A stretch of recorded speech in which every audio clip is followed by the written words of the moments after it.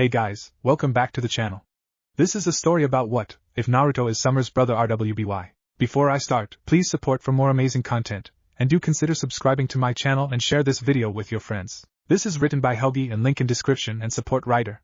Let's start the video. Prologue, a good example. The little boy winced but didn't utter a sound as Summer nursed his scrapes and scratches. He was covered head to toe in small bruises and scratches like this one, but he hadn't whimpered or cried about them at all. If anything, he had tried to hide them from Summer when she noticed them, and that was the moment that the young woman knew something was very wrong. Summer was young, but her team had been hailed as prodigies at Beacon and given missions earlier than most for a reason. She had encountered similar situations before. Never would she have imagined it happening among her team. Never thought that the one woman she considered a sister would do such a horrible thing, but deep down she knew. Raven was a woman driven by two things, fear and ambition.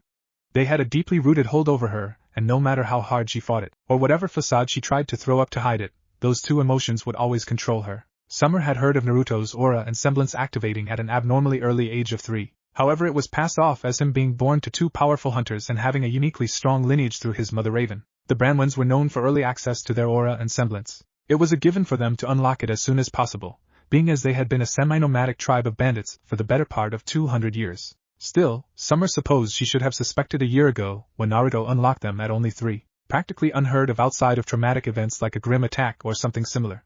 She had ignored that voice in her head that thought it was suspicious. Taeyang and Raven were her closest friends after all. She had known them since she was 16 years old, and neither would ever harm their child. Then Summer began learning something she partially wished she hadn't. Raven was taking less missions to raise Naruto, so Taeyang was hardly ever home as he was out on missions all the time. From what she had gathered, Tai hadn't seen Naruto except when the boy was already in bed since he unlocked his aura a year prior. That should have told her something, but right now she supposed she was just happy he wasn't a part of what Raven had been doing. That woman. No, that witch, her supposed best friend, and sister in all but blood, had crossed a line that sickened Summer beyond compare. Here she was nursing a little 4-year-old boy covered in wounds given him by his own mother. Her supposed friend. How could she do this? Summer quietly murmured as she held a small bandage to a thin bloody line along Naruto's little side. He felt so small in her arms as she worked on him. She said it'd make me strong. The little boy said, turning his red eyes, so much like Raven's, up to look at her. There was a sadness there, one that no 4-year-old should know. I see. Summer said solemnly as she continued to care for his injuries. None were life-threatening. But that wasn't the point. Naruto, where is your mommy right now? Summer asked. In the house. She said she had to take a test or something. He replied, peeking up at her through messy blonde locks, so similar to Tai's. Oh, okay. Well, why don't you hang out here and I will go talk to her real quick? I want you to stay here though, okay? It's a grown-up conversation, she said with as much false cheer as she could muster. Okay. He said before trotting off toward a small tree swing with a small limp. Never seeing Summer frown lightly at seeing him go, she stood to her full height, which wasn't honestly much of a height, but coupled with her hood and haunting silver eyes made her look like some foul revenant bent on revenge. In a way she supposed she might be. Naruto wasn't totally sure what had made all the changes start from that day on. Maybe it was just that Summer had come. Maybe it was because his mom said he would have a little brother or sister on the way. Maybe it was because his dad was actually around more, though he still didn't do all that much with Naruto. He was always either talking with Summer or yelling at Mom. Either way, his training stopped for a while. So that was nice. He didn't mind that it made him stronger, but he wished his mom did it a different way. She always made him hurt somehow and then yelled at him to stop crying and be strong.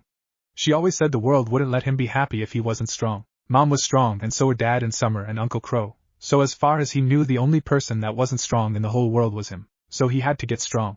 When Mom stopped training him, he started training himself. Until Summer caught him. She had cried for a whole day afterward, and Dad had been unhappy and started fighting with Mom again. After that, Summer had taken over his training, and it had been different. It made him hurt too, but differently. His muscles were sore, but he didn't bleed or have scars and bruises anymore. He liked her training a lot more than Mother's. He liked Mom's training a lot more than Mother's. That was another new thing. Raven was now his mother, and Summer was his mom. He knew Summer had only lived with them a few months, but evidently she was gonna give him a baby brother or sister too. He wasn't sure what to think about it. At least Dad and Mother fought less then. They hardly talked to one another at all, and Dad spent even less time with him. He just wanted to spend time with Mom, or he was gone. Mother just looked at him, and asked about his training when she was around him. Only Summer really talked and played with him, or Uncle Crow when he visited. When Yam was born, things changed again. Everyone was happy for a little while. A little while. The last time Naruto remembered seeing his mother was as she stood in the doorway to their house and stared outside in the middle of the night. He wasn't sure why he had gotten up and come downstairs, but he had, and he found her there. She just stared for a while before looking back inside and locking eyes with him. For a long time Naruto would remember either of them talking. Then she did something he never remembered her doing before and walked up to him and leaned forward like she was going to kiss him. Years later he still wasn't sure if he thought she was going to hit him instead, or do something else, but he had flinched, and she froze immediately. He remembered tears welling up in her eyes before she stepped away from him. I can't be a mother, Naruto. I did it all wrong with you. Look at you. I didn't make you strong, I just made you afraid like me. The little 5-year-old listened, though he was tired and startled and, well, so much of what his mother was telling him went over his head. I shouldn't have ever had you or Yang. It wasn't right of me. I'm not a mother. She looked back at him one last time as if expecting him to say something. Naruto didn't though. He just stared back at her. He didn't know what to say. What could he say? His mother, no, she said she wasn't a mother, so Raven hadn't really asked him any questions, just said words and stared at him looking for some answer. One he didn't have. Whatever it was she was looking for, she nodded at his silent stare and disappeared out the door. She didn't even bother to close it. Naruto had remembered hearing Yang cry, so he went up to the nursery and just let her hold his finger till she calmed back down. He still didn't know what to say then, but he knew one thing. Raven didn't want them. Said she never should have had them, as if they were mistakes she had made and not people. He thought maybe he was a mistake, but looking at his little sister he knew that Raven was wrong about her. Yang was not a mistake, she was Naruto's precious little sister. Over the next few months things changed again. Dad had seemed extremely sad. He held Yang a lot and even cried sometimes. He once even patted Naruto on the head, but had seemed worse off when Naruto had flinched. Naruto didn't think it was that big of a deal. He'd been to town and met other people a few times now. The only person that didn't make him flinch was Summer, well, her and baby Yang. Soon RWBY was born, his second sister. Only 5 months younger than Yang, she was so much smaller than her. According to Mom, she was premature. However, she was strong and would be fine. Naruto wondered how a little baby like her could be strong when Raven had said he wasn't even strong. When his mom and dad asked who had told him that, he said Raven had when she was leaving. Afterward they made him tell them everything about that night. So he did and told them everything. Even when she tried to give him a kiss on the head but changed her mind. Why did you tie? Mumbled, rubbing his hands down his face before standing and leaving the room without looking back. Mom just hugged Naruto close to her and the girls. He left a little while after because she said she needed to feed them. He didn't really get it at the time, but when he grew older he would understand she meant breastfeeding both his sisters, and it made him love her, as his mother, even more. She fed Yang like she had come from her own body, just like RWBY. That was the kind of woman and mother Summer Rose was. The next few years were some of the happiest of Naruto's life. Summer was everything a child could want in a mother. Doting, affectionate, and loving. She was always there. She even continued to help with his training to make sure he didn't hurt himself, and it was mainly her stories about helping people as a huntress that made him want to be a huntsman. That, and Crow had killed some Grimm that had wandered near their house once while he was visiting. He had looked so cool. Naruto was certain he had to grow up just like Crow someday. His uncle had gotten red and smiled really brightly when he had told him to. Sadly, when Naruto was about 10 years old, Summer had to take part in some sort of special mission despite being retired for 5 years by that point. She evidently had some special ability, which Naruto wasn't all that surprised by. Of course his mom had some special ability. She was the greatest person he knew in the world, the strongest there was. That was probably why it hurt so much when she never came back. Uncle Crow said they had found her blood and weapon and some torn clothes, likely meaning she had been overrun and eaten by Grimm. RWBY and Yang had cried for days on end and Dad had disappeared into his room, only ever coming out to eat or drink more alcohol. It went on like that for several months. To the point they had celebrated both the girls' 5th birthdays without either of their parents present. Crow had been stuck on several missions and hadn't visited since right after Summer had died. Naruto had to do his best to keep their family afloat. He did his best. He was strong like Summer was. Or at least he tried to be strong like her. She made everything look effortless. She moved and the world reacted to her rather than her reacting to it. Naruto tried his very best though, and he kept things relatively maintained. At least better than any other 10-year-old boy would have done in his place. He fed and cleaned up after Yang and RWBY, and their man-child father too. Slowly Taeyang had become Taeyang, and not dad for the boy. Just like Raven. On top of that he did his best to keep up with schoolwork, even while walking the girls to school himself and picking them up after. He also had to keep up with the training program that Summer had drilled into him. It wasn't long before he had been run ragged. Exhausted, he was a bit out of it when the girls were asking him all sorts of questions one night. Things about their family, like how come Yang and Naruto had blonde hair but RWBY didn't, or how come RWBY had silver eyes and Yang had violet, and Naruto had red. That one had confused them at first. He had to explain to them that day about Raven. As best he could. Sadly, how does a protective 10-year-old brother even hope to properly explain the situation surrounding their parents to 2 5-year-old little girls? He again did his very best. Then sent them to bed. Thankfully the next day was a Saturday, and Naruto enjoyed sleeping in for an extra hour. Then he was up and at making breakfast for the girls who were soon watching TV in the living room. Taeyang was still in his room, like always, and probably wouldn't come out unless his bedside bottle was empty when he woke up around noon. As Naruto worked making pancakes for himself and the girls, Taeyang could eat whatever leftovers they had. He stared up at the photo of himself, RWBY, and Yang wrapped up in a hug by Summer on Summer's birthday one year. Taeyang had taken the picture and Naruto felt his eyes moisten at the sight of his mom's smiling face. He missed her so much, but he forced the tears back down when he noticed the crow with red eyes flap into the room. He almost smiled as he saw it settle on the floor before transforming into Crow, who shot him a small smirk. "It's been a long time, Naruto," Crow said as he reached over and tousled the boy's hair. "I've been here, where have you been?" Naruto said, playing up the act of his pout. Crow chuckled. "Oh, all over, but mostly here and there, you know," he said, getting a scoff from the boy. "How did you get in? Girls managed to get the window open or something?" Naruto asked as he handed a plate of flapjacks to his uncle. "Front door," the man said as he dug in. Naruto groaned and stepped into the living room to tell the girls to close the door and not leave it hanging open. As Naruto walked into the room, though, he found neither hide nor hair of the girls in there. Feeling worry creep into his chest, he fought for control of himself as he stepped back into the kitchen. "Uncle Crow, did you see the girls when you flew in here?" Naruto asked. "Huh? No, I assumed they were up in their rooms," he said, suddenly, standing, worry creeping into him just like with his nephew. "No, I would have heard them going up the stairs at some point," Naruto answered. "Shit." The door, Crow hissed, getting a nod from Naruto as they both bolted back into the living room. "Where is Tai?" "In bed, drunk like always," Naruto said as he pulled on his shoes and jacket and made for the door. Crow blinked before practically growling as his confused expression shifted to that of fury. He practically kicked Taeyang's door off its hinges as he made his way in looking for his brother-in-law. He found the man sprawled across his mattress in sweatpants only, with empty bottles and pieces of trash laying in a circle around the bed. Crow sneered down at the man he had considered one of his closest friends for so long, and reached out to wrap his hands around the blonde's neck. This shit was coming to an end today. He hadn't realized how bad things had gotten here since Summer died. First thing was first, though. He needed to get Taeyang around so they could look for the two. Crow realized then that he needed to now look for 3 children, as Naruto had already left in search of his little sisters. "Tai, I want to hurt you so bad right now," Crow growled as he forced the shirt onto the man. Naruto wasn't a tracker by any stretch of the imagination, but it had been pretty rainy the last few weeks, and Patch was a damp island in the first place, so mud was pretty typical. RWBY and Yang's footprints were plenty easy even for him to pick out, and he made good time tracing their steps. He could be thankful they didn't have too much of a head start on him, or very long legs yet, because he was already closing in on them. He wasn't the only thing closing in on them, though. A small pack of young Beowulfs circled the girls. Poor RWBY had already fainted from the fright. She had always been the more frail and timid of the 2 girls. Yang tried her best to look defiant and strong, but she was a 5-year-old little girl standing before 7 nightmarish wolf-like monsters. She was terrified and her entire body shook in fright, and tears ran down her face. The girl was far too frightened to move as the evident leader of the pack lunged at her. They felt herself be knocked down and beside RWBY, but realized when she fell she wasn't being attacked by the monster like she expected. Instead, her eyes widened in terror once more as her big brother screamed out in pain in front of her. Deep slashes from the top right side of his head down the side and front, nearly taking his eye and leaving a trail across his forehead and down his cheek, were now present. Yang was fully crying by that point. As she watched her brother take a wound meant for her and still stand protecting her and RWBY, he roared in pain, Naruto did. Almost like the monster had when it had gone for Yang.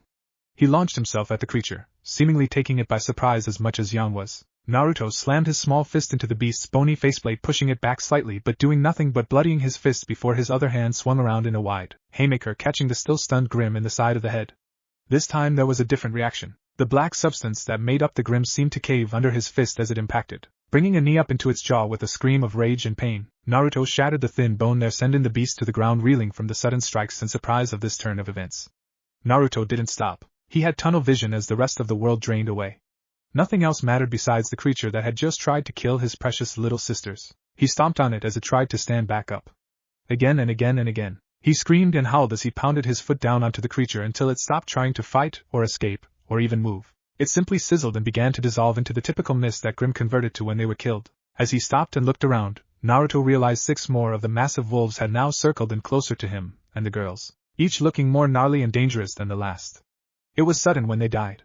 A spiraling pair of men, one slamming gauntlet fists into the creatures and tearing them apart, and the other swinging a sword with nearly inhuman quickness and grace. Crow and Taeyang cleared out the remaining Grim with ease only known to veteran huntsmen of a certain prestige and skill. Then suddenly Yang and RWBY were in their father's arms and Crow was worrying over the deep wounds on Naruto's head. Even after finding both girls were fine, Tai remained focused on them, despite Crow telling him how bad Naruto's injury was. The Brahmin could only narrow his eyes and do what he could. He would be checking in more often now though. He wouldn't stand by and let Tai slip up like this again. Over the next year Crow had slowly grown more and more unhappy with the situation at the Xiaolong household. Tai had become clearly uncomfortable around Naruto, especially when on the scarred side of the boy. Steadily he began distancing himself from and avoiding Naruto. His own son. He took the girls out often while giving Naruto money to enjoy himself, as a big boy didn't need his father hovering over him. Or so he said. Crow saw it for what it was. Tai didn't want to even look at his son. At some point in the last year that discomfort and awkwardness had begun to shift to resentment. Tai became snappish with Naruto over the tiniest things and was harder and harder on him for small or sometimes simply perceived mistakes. He often came back to apologize, but the bouncing between avoidance, hostility, and apologetic was obviously taking a toll on Naruto. Naruto had begun to distance himself from the girls. He seemed worried that whatever had made Tai begin to resent him would rub off on them, and they would lose their last parental figure. The girls were less than pleased, only adding to Tai's resentment of his son, as his daughters wanted to spend time with Naruto more than they did their father. Crow saw all this and realized that it was only a matter of time before something sparked the powder keg that the Xiaolong household had become. He had to intervene and keep the kids safe, even from their own parent. After the discovery of Raven's actions all those years ago, he wouldn't let that happen again, so that led him here. On the front porch at 11 at night, sitting across Taeyang in a pair of wicker patio chairs. It was awkward, but both sat and drank a beer quietly, knowing that a tense conversation was about to take place that would likely affect the already strained relationship the two former best friends had. The Brahmin was a bit surprised when Tai spoke first. Already on the topic he had in mind. He however quickly grew angry over the words his former friend chose. "I need you to take Naruto with you when you leave this time," Tai said before knocking back the rest of his bottle. "What?" Crow asked after stammering for a moment. "I need you to," Tai began, only to be interrupted by his brother-in-law. "I heard what you said. What I'm trying to ask is what the hell you are thinking. The wilds are no place for a kid? Are you nuts?" Crow snapped. "Crow, you grew up out there," Tai argued. "No, Tai, I survived out there, and only because I had an entire tribe of murderous cutthroats that regarded me and my sister like a prince and princess. It's not even close to the same thing," Crow stated as he slapped his empty bottle onto the table with a hollow clunk. The pair were silent for a moment before Crow chuckled and looked away. Tai was confused, and slowly the Brahmin turned to regard him with judging eyes. "I guess Naruto is a lot stronger than I was at the time. I mean, it's not like he ever got to be a kid, right, Tai?" Crow asked pointedly, getting a scowl from the blonde man. "I did my best, that wasn't all my fault, you know that." Tai defended himself. "Your best is piss poor, and I know it wasn't all your fault. In the end though, plenty of it was though, wasn't it?" Crow barked, causing Tai to drop back into his chai and rub a hand down his face. The two men slipped back into silence. Crow finished his second bottle and took Tai's second unopened beer for himself despite the mild glare from the blonde. They seemed to go out of their way to avoid looking at one another. It was odd. They had once been so close and friendly, now they struggled to even look at one another, one out of disappointment, and the other out of shame. "Do you seriously think it's a good idea to pull him and the girls apart?" Crow asked, suddenly breaking the silence, and causing Tai to scrunch his face up in a conflicted expression. "I just can't stand having him around anymore," Tai admitted with a heavy sigh. Crow narrowed his eyes at the other man. "What the fuck did you just say? You want me to admit why he needs to go with you, Crow? I can't even look at him. He's practically every big mistake and bad decision in my life wrapped into one. He has Raven's eyes. I see her glaring at me every time he looks at me. And those scars. They remind me of how I fucked up in a summer, and what almost happened to the girls all at once. How am I supposed to move on if I keep getting reminded of it all every time I happen to glance in his direction?" Tai ranted, only to be interrupted by Crow swinging forward and slamming a fist in his face. Tai tumbled backward out of his chair and blinked in shock as he felt blood gush from his busted nose. He didn't get a chance to react before he was yanked up off of the ground and hit again, this time against the temple, sending him crumpling to the ground again, only for Crow to hoist him up by his collar a third time and plant a fist into the blonde's jaw, rattling his teeth and cutting his cheek and lips on them, spraying more blood across Crow's hand and Tai's face. "Stop!" Tai choked out between bloody teeth, but Crow didn't listen. Instead, he straddled the downed man and grabbed a fistful of his collar. He hit him 3 more times in brutally quick succession before yanking the battered and bloody Taeyang up to look at him in the eye. "My sister might disgust me more than you still, but I just realized you're more pathetic than that bitch could ever be," Crow snarled. He slammed Tai backward, back into the concrete porch, bouncing him slightly and making the blonde's head spin even worse than it already was. As Crow stood, Tai rolled over onto his side and coughed up a mix of blood, spit, and beer. He moaned pitifully at the pain swimming through his face and head. Crow meanwhile stared up at a tree filled with black birds, a peculiar raven among them, making him briefly think of his sister. He wondered what had led them all to where they were now. Were they all destined to end up messes like this, or could they have prevented it and ended up as good examples for the kids despite their own fucked up childhoods? He supposed now was a final chance to find out. "I'll take Naruto," Crow said as Tai pushed himself up into a sitting position. "I'll adopt him." He'll be my son since you were never really a father to him anyway. I'm also going to be checking in on the girls at least once a month, and if I, or whoever I have check in my place if I'm on a mission finds even the slightest thing wrong, I'll take them too. Crow said as he stared down at the other man with contempt. Thank you? Tai said as blood dripped from his busted lips. Don't thank me, it's not for you, it's because of you and for them. Crow said before actually spitting on the man he had once called brother. He then spun around and went inside to collect his son. Tai slowly lowered himself to laying on the porch again, and glanced over at a tree where a black bird seemed to glare down at him before it took off into the sky. That just caused him to sigh again. It had been a long time since he tasted his blood, or had been roughed up so bad. Sometimes he forgot that he might be a better hand-to-hand fighter than Crow was technically. But Crow was born and raised a Branwen of the wilds. He was far from a slouch in a fist fight. Not that what had just happened could be called a fight. Naruto hated it when his little sisters were upset.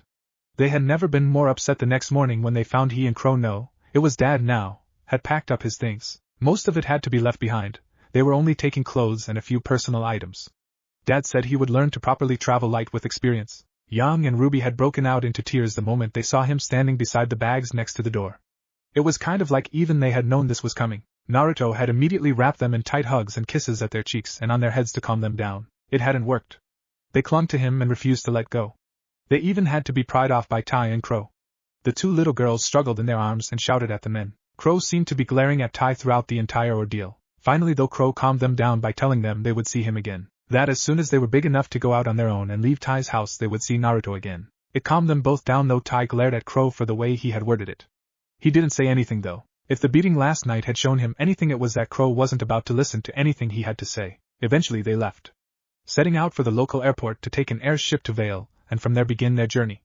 The journey was harsh once they left the city of Vale. The wilds were just as they sounded wild. This region spanned every continent of remnant between the settlements and colonies of the four great kingdoms and menagerie. It was lawless and primarily populated by Grimm with large numbers of bandits, fugitives, and generally desperate and dangerous people who preferred to kill first and never ask questions. This was the place Naruto spent the next 3 years. He left home a young boy of 11.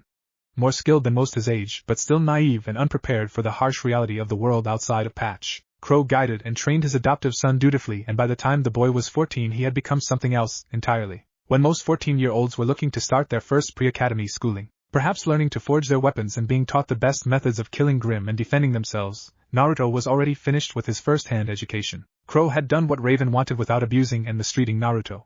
He had made him strong enough to step off of the airship at the docks at Beacon alongside student hopefuls all 3 years or more his senior. The youngest applicant to Beacon in history. To any Huntsman Academy truthfully, Naruto could only assume he was a bit of a sight as several student hopefuls stared at him.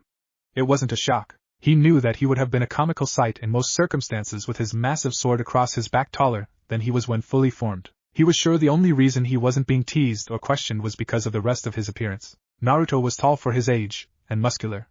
Years of rough training and survival in the bush of the wilds had led to him developing ahead of his age physically. He also sported innumerable small scars across his exposed arms as well as the 4 large claw slashes down the right side of his face. His current attire made it clear that despite being younger than any other applicants, Naruto had likely experienced more of the actual threats that Remnant had to offer than most of them had. He wore a snug black tank top with a magnetized bandolier on a cross strap. Loose-fitting pants and rugged shoes completed his utilitarian look, and with his bright red eyes and golden blonde hair, Naruto drew plenty of eyes. Still, the crowd of other students only stared and stepped out of the way of the intense-looking teen as he walked toward the main auditorium. Beacon was more or less what Naruto had expected of a Huntsman Academy. It looked like a warped version of the castles many settlements had popularly used in the centuries prior to the Great War. That being said, it seemed to lack any real defenses beyond the staff and students themselves. Maybe the mountainous terrain or something else kept the Grimm to a smaller issue here than they would have been in the wilds. Joining the other students in the main auditorium of the academy, he watched as the headmaster Ajban and his deputy headmistress, the same woman who had given their orientation video on the ride in a glinted good which if he recalled, stepped onto the stage. Welcome Hunter hopefuls to the Beacon Academy Orientation and Initiation. By the end of this weekend some of you will be taking the first steps to becoming official hunters of Remnant. Others of you will be returning home to look for a different path. And still others will sadly never leave the Forever Fall Forest again. Ajban said while staring blankly down at the assembled teenagers. I wish you all the best of luck. Ajban simply said before pivoting and walking away, leaving the student hopefuls shocked. Glinda stepped forward and adjusted her glasses as she peered down at her audience. She lingered on Naruto for a moment, something passing in her eyes before she continued on. For those of you not comfortable with facing possible death over the next 2 days, please leave now. You will not have another opportunity, and the result of death is a very real possibility during this test. She said. The room hesitated, but soon a single student walked out of the doors to the room, followed by another and another until less than 50 remained. Naruto was shocked. The simple threat of death had made more than 2/3 of the room clear out just like that. Still he noticed Glinda seemed to watch him in particular before she straightened herself to address him, and the others that had remained. In 1 hour, you will be dropped into the Forever Fall Forest where you must strive to survive for the next 2 days. However, that is not all that you must do. The first fellow student you make eye contact with upon landing will be your partner for the next 4 years of your time here at Beacon. I recommend you try to find someone you can work well with, she explained crisply. The students began to murmur among each other at that. A feeling of worry descended on them, even more so than when they were told they could die. Good, it meant they had hunters' priorities.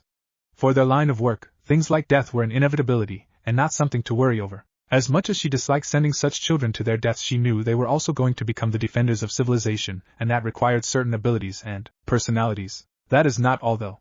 She began again, quieting the crowd. While in the forest, each student hopeful must find and defeat and collect the mask of 3 different Grimm. I mean, of course, a partnered pair will need 3 masks between them. I wish all of you good luck.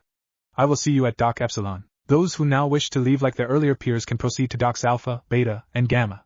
The airships there will take you back to Vale. With that, Glinda Goodwitch simply strode off of the stage with a series of resounding clicks from her heels. The students murmured among one another again, but slowly began making their way toward the exits. She was sure hot and all, but everyone is acting all upset about this test, huh sis? One student's words caught Naruto's attention. A petite girl with a large sword, though not near as large as Naruto's own, was talking to an abnormally busted one that shared her coloring and features. The speaker wore a red jacket along with extremely short cut-off denim shorts and what amounted to a sports bra as she walked beside the larger girl. Mordred, I know you're excited to jump into fighting the Grimm, but take this seriously. That's what the others are doing.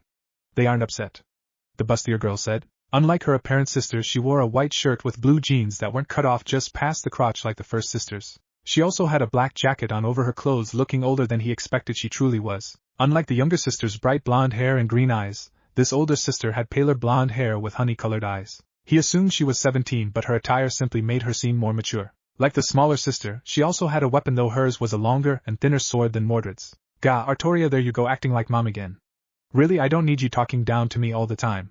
Mordred grumbled as the pair passed by Naruto. They started into an argument with the now named Artoria, picking out little things that Mordred was doing wrong, even mentioning that her dressing as she had would have a greater effect if he had a more womanly body, causing Mordred to make a scene among the students and yelling at her about just wearing them because they were comfortable and not trying to catch others' eyes like some cow-tits slut.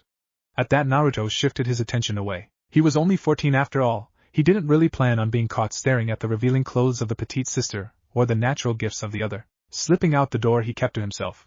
He wasn't the most sociable of teens now, in part thanks to living in the wilds and in part having not gone to an actual school since he was 11 years old. It was probably in his best interest to simply avoid his possible future classmates and focus on what it was he was good at.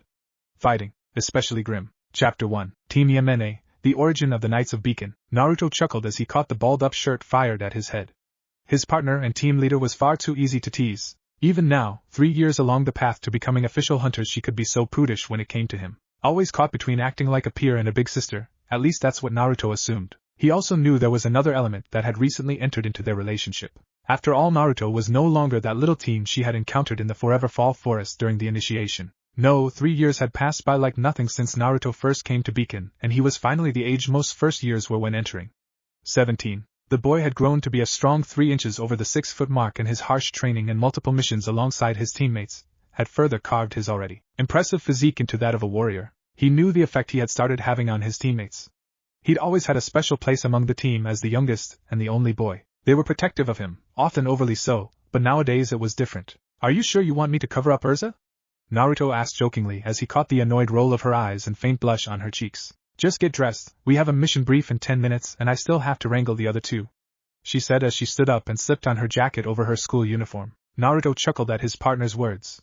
She was an amazing person and he couldn't imagine having a different partner or let alone a better one. However, she was a strict type, part of the reason she got along so well with their team mentor, Professor Goodwitch. She was a bit awkward though in dealing with others despite being a natural leader and efficient huntress in training. She could come off as abrasive to some, but he knew her rush-out method was because she was always trying to push the ones she cared about down the right path. He had picked up on that the first time they met. Flashback. The brief overview given before the students were loaded up and taken to the forest was pretty much just a rehashing of the same things Glinda had said in the auditorium. They would be dropped into the forest to survive for the next 2 days, and the first fellow student they encountered would become their partner. Then between the two of them they had to defeat 3 different species of Grimm and collect a trophy from the bones that remained once the majority of their body disintegrated. Sounded easy enough to Naruto and the others. Most changed their minds when 4th years gleefully chucked them off the back ramp of the bullhead as they flew over the forest. Naruto and a handful of others hadn't waited to be manhandled out of the craft, instead sprinting out the doors and aiming for a safe and stable landing in the woods below. Naruto had crashed through the tree branches roughly and slammed into the ground with a small crater and loud thump. His aura, thanks to the nature of his semblance, would almost always dwarf those around it, and easily absorb the shock and damage such a fall would have normally given him. Rising to his feet and drawing Bane off of his back, Naruto scanned the woods around him. He had already seen the black and white blurs moving in the trees the moment the first students had been tossed from the aircraft. It wouldn't be hard to find targets to hunt here. No, his primary focus at the moment was to find shelter to last a couple days, preferably somewhere with nice solid rock outcroppings to protect him from surprise attacks at night. As he set out toward the west, hoping to come across exactly what he was looking for, he first walked into the path of a pack of beowulfs. Nearly 15 in total, he felt almost disappointed such a common species were his opponents. It was a strange hobby according to Crow, but Naruto had taken to cataloging as much information about the various types of Grimm he encountered and defeated. Everything from looks, habits, and abilities to the best way to kill them. Crow often told him he would make an excellent professor one day if he kept it up. That didn't sound bad, but Naruto was sure it was something he'd only do several years into his career or after he retired from the field fully. The blonde stood waiting for the Grimm to come for him. Usual tactics when outnumbered. He wasn't disappointed as 2 of the creatures hurled themselves at him only to miss as he spun around them, bringing his oversized blade around and up in a wide cleaving motion. It severed one of the monster's heads while chopping the second in half. As was usual upon seeing some of their fellows killed, the rest of the Grimm worked up into a frenzy and rushed at him. Naruto, though, had fought packs easily twice this size and had become especially skilled at fighting them. It was a far different fight than the day one had given him the scars down the side of his face. Same thing with every Beowulf pack. He grumbled as another Beowulf lunged at him only for Naruto to impale it on his blade and hurl it back off the blade into a charging second member of the pack, sending both tumbling to the ground. Over and over, how does every pack only do the same old pack tactics? Naruto wondered aloud as he removed 3 Grimm heads at once. He had yet to move from the small circle he continued pivoting in to face his foes. The next 4 Grimm died as easily as the rest, and Naruto was honestly disappointed. Hopefully the forest would have some decent challenges, otherwise he was worried the next 2 days, let alone the next 4 years, would all be a real drag. Just as he was about to turn to surprise the Beowulf charging at his back, a blade shot out of the sky and embedded through its mask, pinning it to the ground. The sudden action surprised him and the handful of surviving pack members. Even more so when several more swords matching the first burst from the trees and turned the last of the Grimm into pincushions. He wasn't sure exactly how whoever had done that did it, but he knew it had to have something to do with the semblance. Whatever it was definitely impressive. Whoever was behind it was bound to be his partner too, so he hoped they continued to impress. A tall red-headed girl dropped from a treetop in front of him with another 2 swords in her hands to go with the 6 embedded in the various disintegrating Grimm corpses. She wore a breastplate with a blue combat skirt and armored boots. The various swords that had embedded into the Beowulfs dislodged themselves and took a hovering pattern around the girl as she confidently strode over toward Naruto with an appraising look in her eyes. "I had that under control," Naruto said as she crossed across the forest floor over to him. "I saw. You're strong, especially for someone your age. What are you, 16? She asked. 14. Naruto replied, getting her eyes to widen. "If you knew I had it, why did you interfere?" "I was having a good time." Her eyes filled with humor, and she reached out to rub Naruto's head, causing him to scowl at her. As he batted away her hand, she chuckled and began sheathing her swords. "You looked bored to me," she said with a small giggle, but shook her head and looked him up and down with another appraising look. "I jumped in though because I wasn't sure that it would count for both of us if I didn't help fight the pack. We are partners now after all." She smirked. Naruto was silent for a moment, but put away his sword, folding it into its carrying form and connecting it to the magnetic bandolier he wore. That was fair. He was more bored than anything with this pack of typical Beowulfs. Plus she was right, they were partners now and it might not count for points if they didn't both kill the Beowulfs. "I'm Naruto Bramwin then, I guess," he said awkwardly, not really sure how to introduce himself. "Nikos, nice to meet you, partner. That really was some impressive fighting you did with the pack of Grimm. I thought I was going to have to help out, but I guess you are here so early for a reason," she said with a friendly tone as she bent down to pick up the mask of one of the dead Beowulfs. "Thanks, that was a pretty cool move there at the end too," he replied as they began walking westward, no real destination in mind beyond the rocky cliffs in the same direction. "That was my semblance in play. Magnetism. I can magnetize metal objects I touch and control them like that from then on. Or at least until I sleep next." "What about you?" she asked. "Mine's not really great for immediate combat. Essentially my aura just grows exponentially stronger, and at faster rates, than others," he explained. So the fact you can swing that giant hunk of metal around like nothing, just lots of training?" she asked, not totally believing him. Well, it also helps strengthen my body and heal me faster, he answered, clearly done talking about it. Urza backed off at the boy's changing demeanor. She didn't need to pry too much all at once.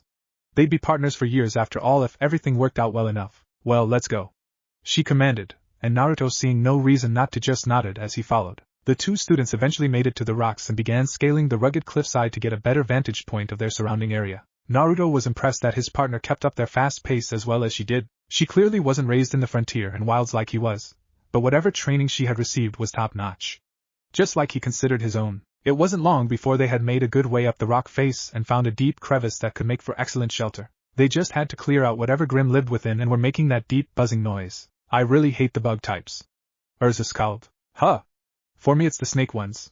Just not a fan, Naruto replied, getting a shrug from the redhead as if to say to each their own. With that, the pair drew their weapons and cautiously made their way inside. And flashback. The partners left their dorm room headed for the cafeteria, no doubt that their teammates would be there somewhere, likely hoping to get a bit of breakfast before having to deal with whatever they were being assigned to for this mission. We're going to be late, Urza grumbled as they walked down the hallway, and Naruto chuckled even as he nodded. I told you to keep an eye on them, oh fearless leader, he joked, getting only a sideways glare from the beautiful redhead as a reply. As they neared the cafeteria, they could hear the telltale clattering and shouting of another of their teammates' episodes. Really, the two only ever got along in the middle of a fight.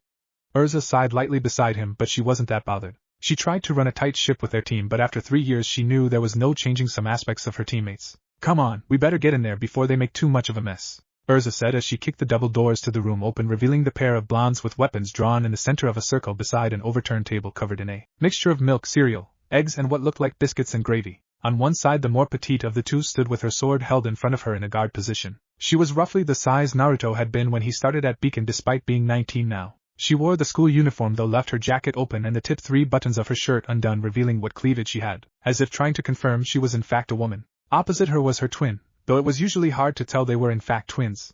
She was taller than even Urza and far more developed in the chest area. She had the same 3 buttons undone on her shirt that her sister did, but simply because she couldn't actually button them because her chest was simply too large. Where the first sister had light blonde hair and green eyes, this one's were a muted blonde and her eyes were a yellowish golden color, giving her a mature and intense look. Mordred. Artoria. Enough, we're late, Urza shouted into the room, causing both girls to freeze and turn to look at their teammates at the door. Damn it, Mordred shouted, but still put away her sword and moved to join the rest of Team Imene.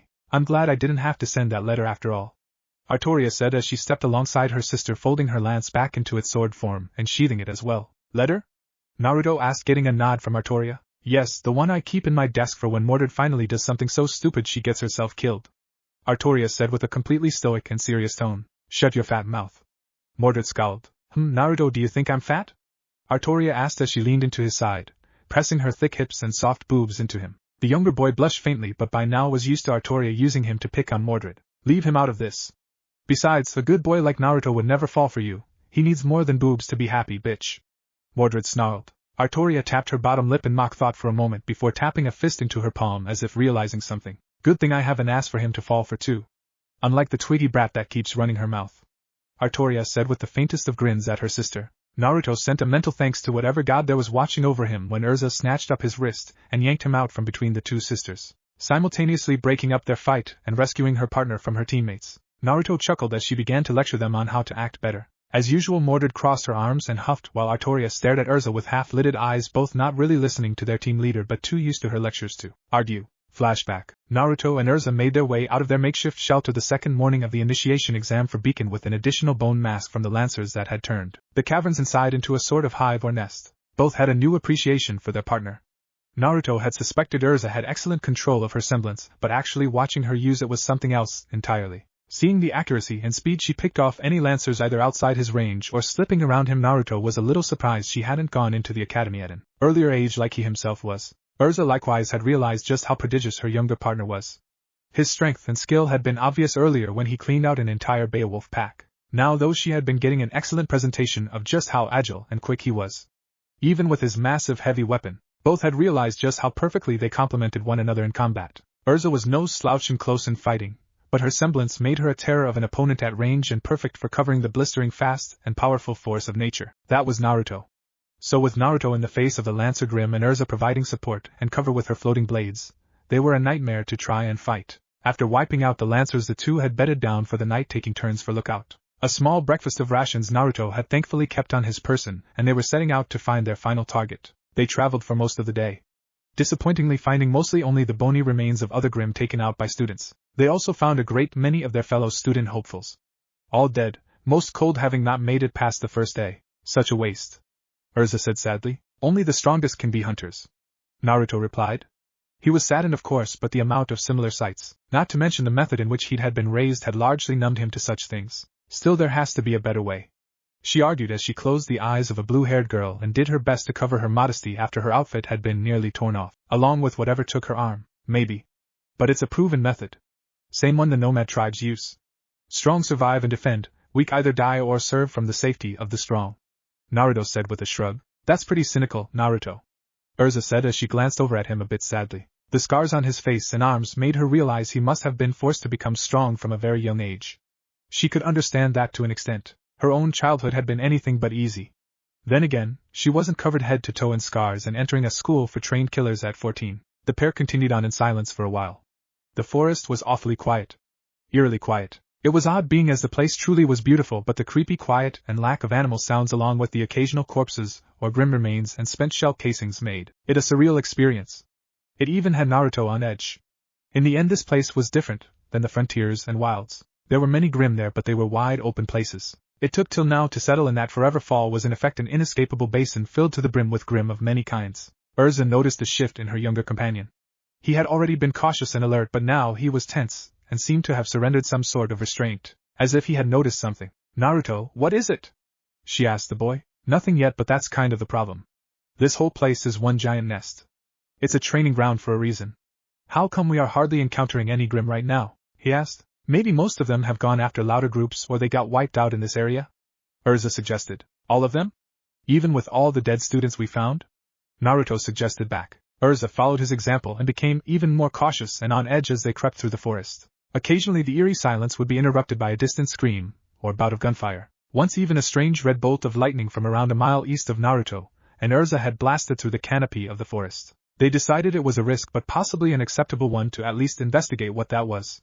Both hoped it was a semblance of some kind. Naruto wanted to fight unique Grimm, but he wasn't really all that interested in a hard fight against some crazy powerful monster spitting out lightning. Despite their worries, the chance that it was other students that could be teamed up with for the final 20 or so hours of the test was too good to pass up. So they changed course and made their way toward the possible fight. It didn't take long for them to begin hearing more common sounds of a battle with Grimm. The snarls and harsh bark-like sounds they often made among the more common variants filled the once silent woods, along with the sound of slicing blades and a pair of other students carving up a pack of Ursa like it was an everyday chore. Ursa stopped Naruto from interfering as the two girls ahead of them carved up the last of their opponents. Unlike with Naruto, Ursa wasn't sure if partners could share kills with other partnered pairs. Best to let the other two get the prize they had done most of the work to acquire. As they watched on, the two girls continued to wrap up their work. Naruto remembered them from the auditorium. The sisters that had been making a bit of a scene while arguing with one another. The red sister, Mordred if he remembered, had red lightning arcing up and down her broadsword, and she took the Grimm head on. She fought somewhat similar to how Naruto did, though she was honestly a bit less of a berserker than he was. She was more agile and faster though, which helped keep her well ahead of the large forms of the Ursa. The black-clad sister, Artoria, had a lance-like weapon that crackled with dust-generated energy, ending the Ursa she pierced with the tip of her weapon easily in different elemental attacks. Any that drew too close, however, she smoothly shifted her weapon into a sword form and cleanly slew them as they drew in for their attack. They're quite skilled, Urza said as she watched the two girls fight. I wonder who's better, us or them? Naruto said before glancing up at his red-headed companion, catching the smirk on her face as she winked at him. He cursed mentally as he blushed and looked away, hearing the tinkling laughter of his partner ring out beside him. He wasn't the only one, as both of the women they had been watching had just finished the last of their Grimm opponents and had heard the laughter. They turned to Naruto and Urza and after a brief moment of hesitation returned their weapons to their sheaths before slowly approaching the newcomers. Enjoyed the show? Artoria asked with a raised eyebrow and a hand still on the hilt of her weapon. We simply didn't want to accidentally steal your kills, Urza replied while raising her hands in a placating manner. Mordred grinned at that while Artoria seemed to again hesitate, as if thinking, before slowly nodding and releasing her hand from her blade. So, why are you hanging around then? Want to change partners? That sounds like a plan. Artoria, you can have the squirt. You always were good at babysitting John back home, Mordred rattled off quickly as she walked toward Urza with her hand extended in greeting. Squirt?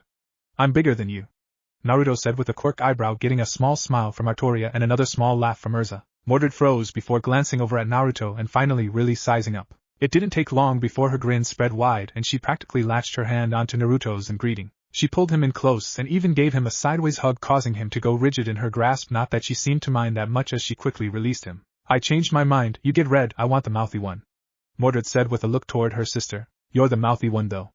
Artoria said simply as she brushed past the squawking Mordred to shake Naruto and Urza's hands herself. I'm Artoria Arc, this is my little sister Mordred. Artoria began only to be interrupted by her little sister. Twin. We're twins.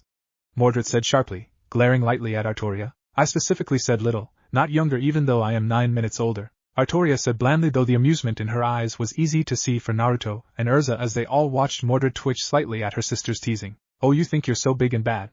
Mordred began only for Urza to step between them, causing the argument to end before it truly could wind up. Enough, this is hardly the place to argue like little kids. We have an exam to finish, Urza said. Both sisters looked at one another before turning to Urza with heat in their eyes. Naruto cringed faintly. He knew this was about to suck. Just some basic natural instinct told him that he wasn't going to like this. He ended up being very right as the three girls all began tearing into one another. Urza demanded they both stop fighting and listen to her. Artoria sniping out initially at only Urza but occasionally at Mordred too, seemingly just for the hell of it. Lastly, Mordred was shouting at Urza, asking who exactly she seemed to think she was. Especially benign as she and the squirt hadn't even introduced themselves yet. Naruto sighed as the conversation spiraled, and he knew better than to step into the middle of it.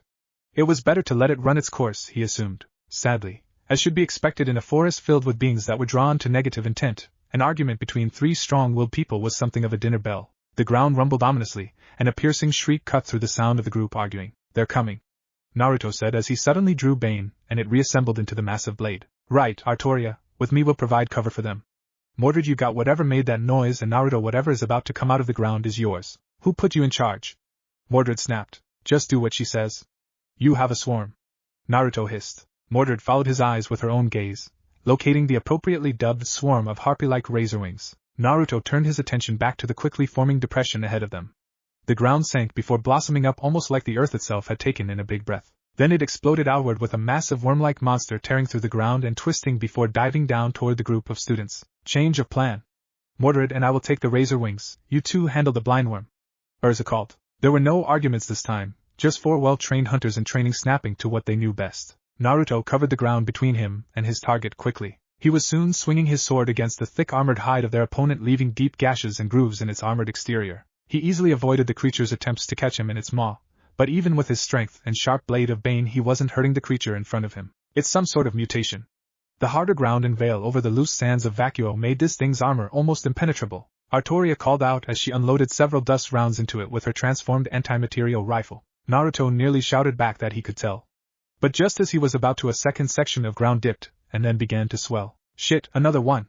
He shouted before diving out of the way. We don't have the tools for this, Artoria cried as she danced around the worm's barbed tail that had ripped out of the ground beside her. We need to. Naruto began only for Urza to interrupt and finish his sentence for him. Again, with almost unnatural fluidity for a group that had just met, the foursome changed targets. Naruto activated the mecha shift function on Bane, transforming the massive blade into a chain gun. He let the feral grin spread onto his face as he planted his feet in a solid base and angled his weapon upward at the swarm of razor wings. The deafening roar of his gun as it burped a continuous series of rounds into the aerial targets was music to his ears. The standard rounds he had loaded were more than enough to chew through the little creatures, but still he had to make it quick. He didn't have unlimited ammunition, and while Bane held enough to normally outfit 7 hunters, it also ate through its supply faster than all 7 could hope to keep up with. He wasn't the only one unloading on the enemy though.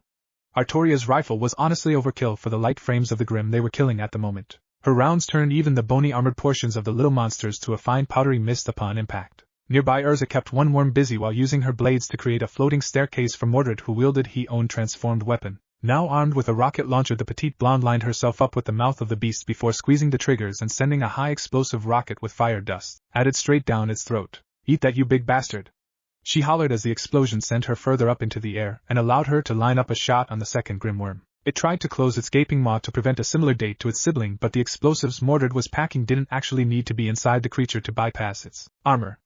They were rockets after all. A massive blast took the creature's entire head off and tossed Mordred down roughly against the forest floor next to her sister and impromptu comrades. The 4 hunters in training were silent for a while, each of them catching their breaths and waiting for the next set of Grim trying their luck. It never came, and slowly the silence grew into Mordred chuckling, followed by the others one by one joining in until all 4 were laughing. That was amazing.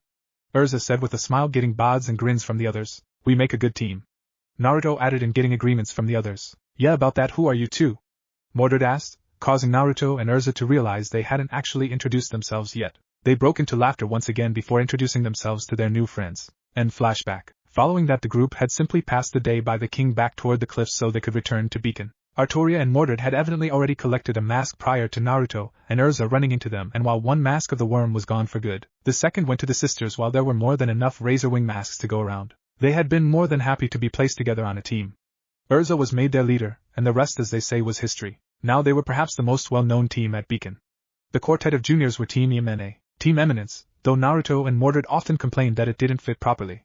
Still, the word eminence got them extremely well. They all had a certain air of authority and confidence about them. Even more so than other accomplished teams. Team EMNA had been the first to be given their mentor and the first to begin escorted missions under Glinda Goodwich's mentorship. They had also been the first to begin missions without a mentor. Most not doing so until their third year, but Team EMNA beginning only a month into their second year. That was enough to give them a sort of celebrity status among their peers, but for Headmaster Ojpin, it was time to begin taking the steps beyond that. He knew Team EMNA was meant for astounding things in the world. Their pedigree was impeccable and their skills were already proven. However, to ease the worries of his right hand, the team's own mentor and den mother, Glinda, he decided on a final test to prove it to her. She would ride out with them and observe from a bullhead as the team handled their job and grade their performance. She had been still rather salty about how soon the team, especially its youngest member, were taking part in an A-class cleansing. Few fourth years even took such jobs without their mentor, but Ojpin had reminded his assistant that Eminence was anything but an ordinary team of students. Each of them had started down their path as hunters as children. In different ways perhaps, but they were literally born and raised for this, and Ojpin did ever so wasting resources in his war against Salem and her grim hordes. After today, new symbols of hope would be seen across Remnant. It was what he had once wanted for Team SDRQ, but he was sure this time things would work out. After all, Naruto and Mordred had stacked the deck in the team's favor on any mission since the start of their third year. The headmaster almost wanted to tag along to see their creations in action firsthand. As Team Yemene walked into the room, Ojpin glanced over at Glinda, who eyed her protégés with her typical piercing gaze. He had to hide the smile behind the brim of his mug as the four teens simply smiled back at her, and warmly greeted her, cracking through her cold stern exterior more easily than even he could. Glinda stepped over to the four students and laid a hand on Urza's shoulder, while she adjusted the collar of Naruto's uniform. Why is it that only Urza ever properly wears the uniform? She asked with mild humor, already knowing the answers. Feels like a leash, Naruto said nonchalantly. I have to be free and open somewhat. I run hot, Mordred said as she crossed her arms under her modest bust. Too tight, Artoria shrugged, causing the headmaster to ensure his eyes were averted. Naruto didn't hold such standards though, and received a small flick to the nose from his mentor, while Artoria sent him a small grin. I have told you to get bigger shirts, Glinda said with some annoyance toward her fellow blonde. She hadn't expected a response, and neither had she gotten one. How do you all feel? There is no shame in allowing a more experienced team to handle this, Glinda asked. Her voice lacked any obvious worry, but they had grown used to her fiddling nature when worrying for someone when she began straightening Mordred's uniform. We're ready, I think. Naruto and Mordred's project worked just as they planned in all the field tests, and we even used it on a pair of missions into the frontier recently, Urza said. She was always confident in her team. Her partner and Mordred had a gift for mecha shift weaponry. They had been working on some revolutionary items almost since they started at the academy. Now those items were fully functioning, and she couldn't feel safer or more proud of them. That may be so, Miss Nikos, but I have yet to even tell you the mission rating. Ojpin broke into the conversation, making the room turn to look at him. So it's something big then? Mordred asked bluntly. Ojpin chuckled as Urza and Glinda both sighed. Yes, it's big. Team Yemene, I am hereby offering you your first unsupported A-class cleansing mission. Glinda will accompany you to observe but not interfere unless your demise is certain. However, you know how quickly a Grim can kill, so do not count on her to rescue you from your mistakes. This is the closest to a full-blown field mission as a qualified hunter any student has ever taken.